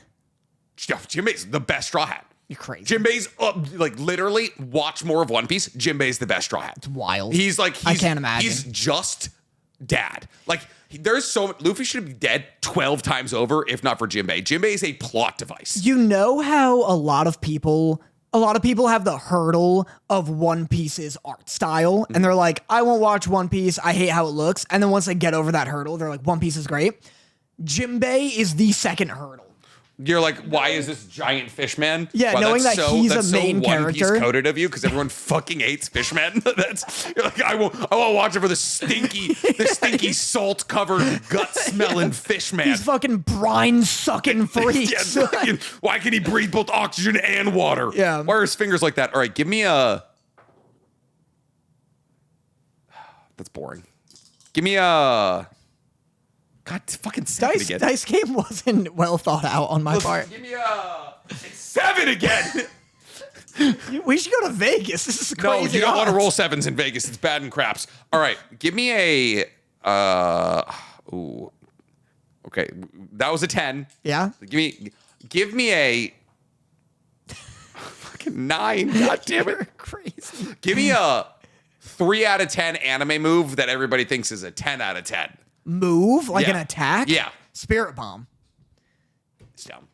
But Spirit Bomb's dumb or my take is dumb? No, it's- Spirit Bomb's any move where you're like, I gotta charge this shit for 5 minutes. Yeah, give me your energy. Fucking buy a gun. Yep. Like- They do that in Dragon Ball so often. There's So like often. and Super, they're like, hey, Golden Frieza, can you hold off Broly for a little bit while we go train? And Golden Frieza just gets beat down. Yeah, fucking no. How about that? Like, Yeah. Spirit Bomb absolutely sucks. And also the idea that, like, the opponent isn't noticing this shit building above him. And then like it Ridiculous. also gets thrown so slow comparatively to everything else in the universe. Just move. Yeah. Just move. Just don't be there. And you know what? 90% of the time they do, actually? Because it doesn't hit Frieza. Nope. Like, Frieza's fine after it. And it hits Boo. But you gotta get it to the size of a fucking planet to do that. That's not even the first time that they hung somebody out to dry when they went to go train in the hyperbolic chamber. Didn't they? They're always doing it. They're always doing They're it. just always doing it. And then the time fucking Piccolo did it to Goku, where he's like, I gotta charge this shit for 5 minutes. Yeah, it's like hold him still, and I'm like, rubbing my hand raw and what was it, Bokudai 2 or whatever Yeah, the you hell? got it. Yeah, it's Shuju Bojuju. Shuju Bokudai 2. All right, we're leaving. Goodbye. Mwah.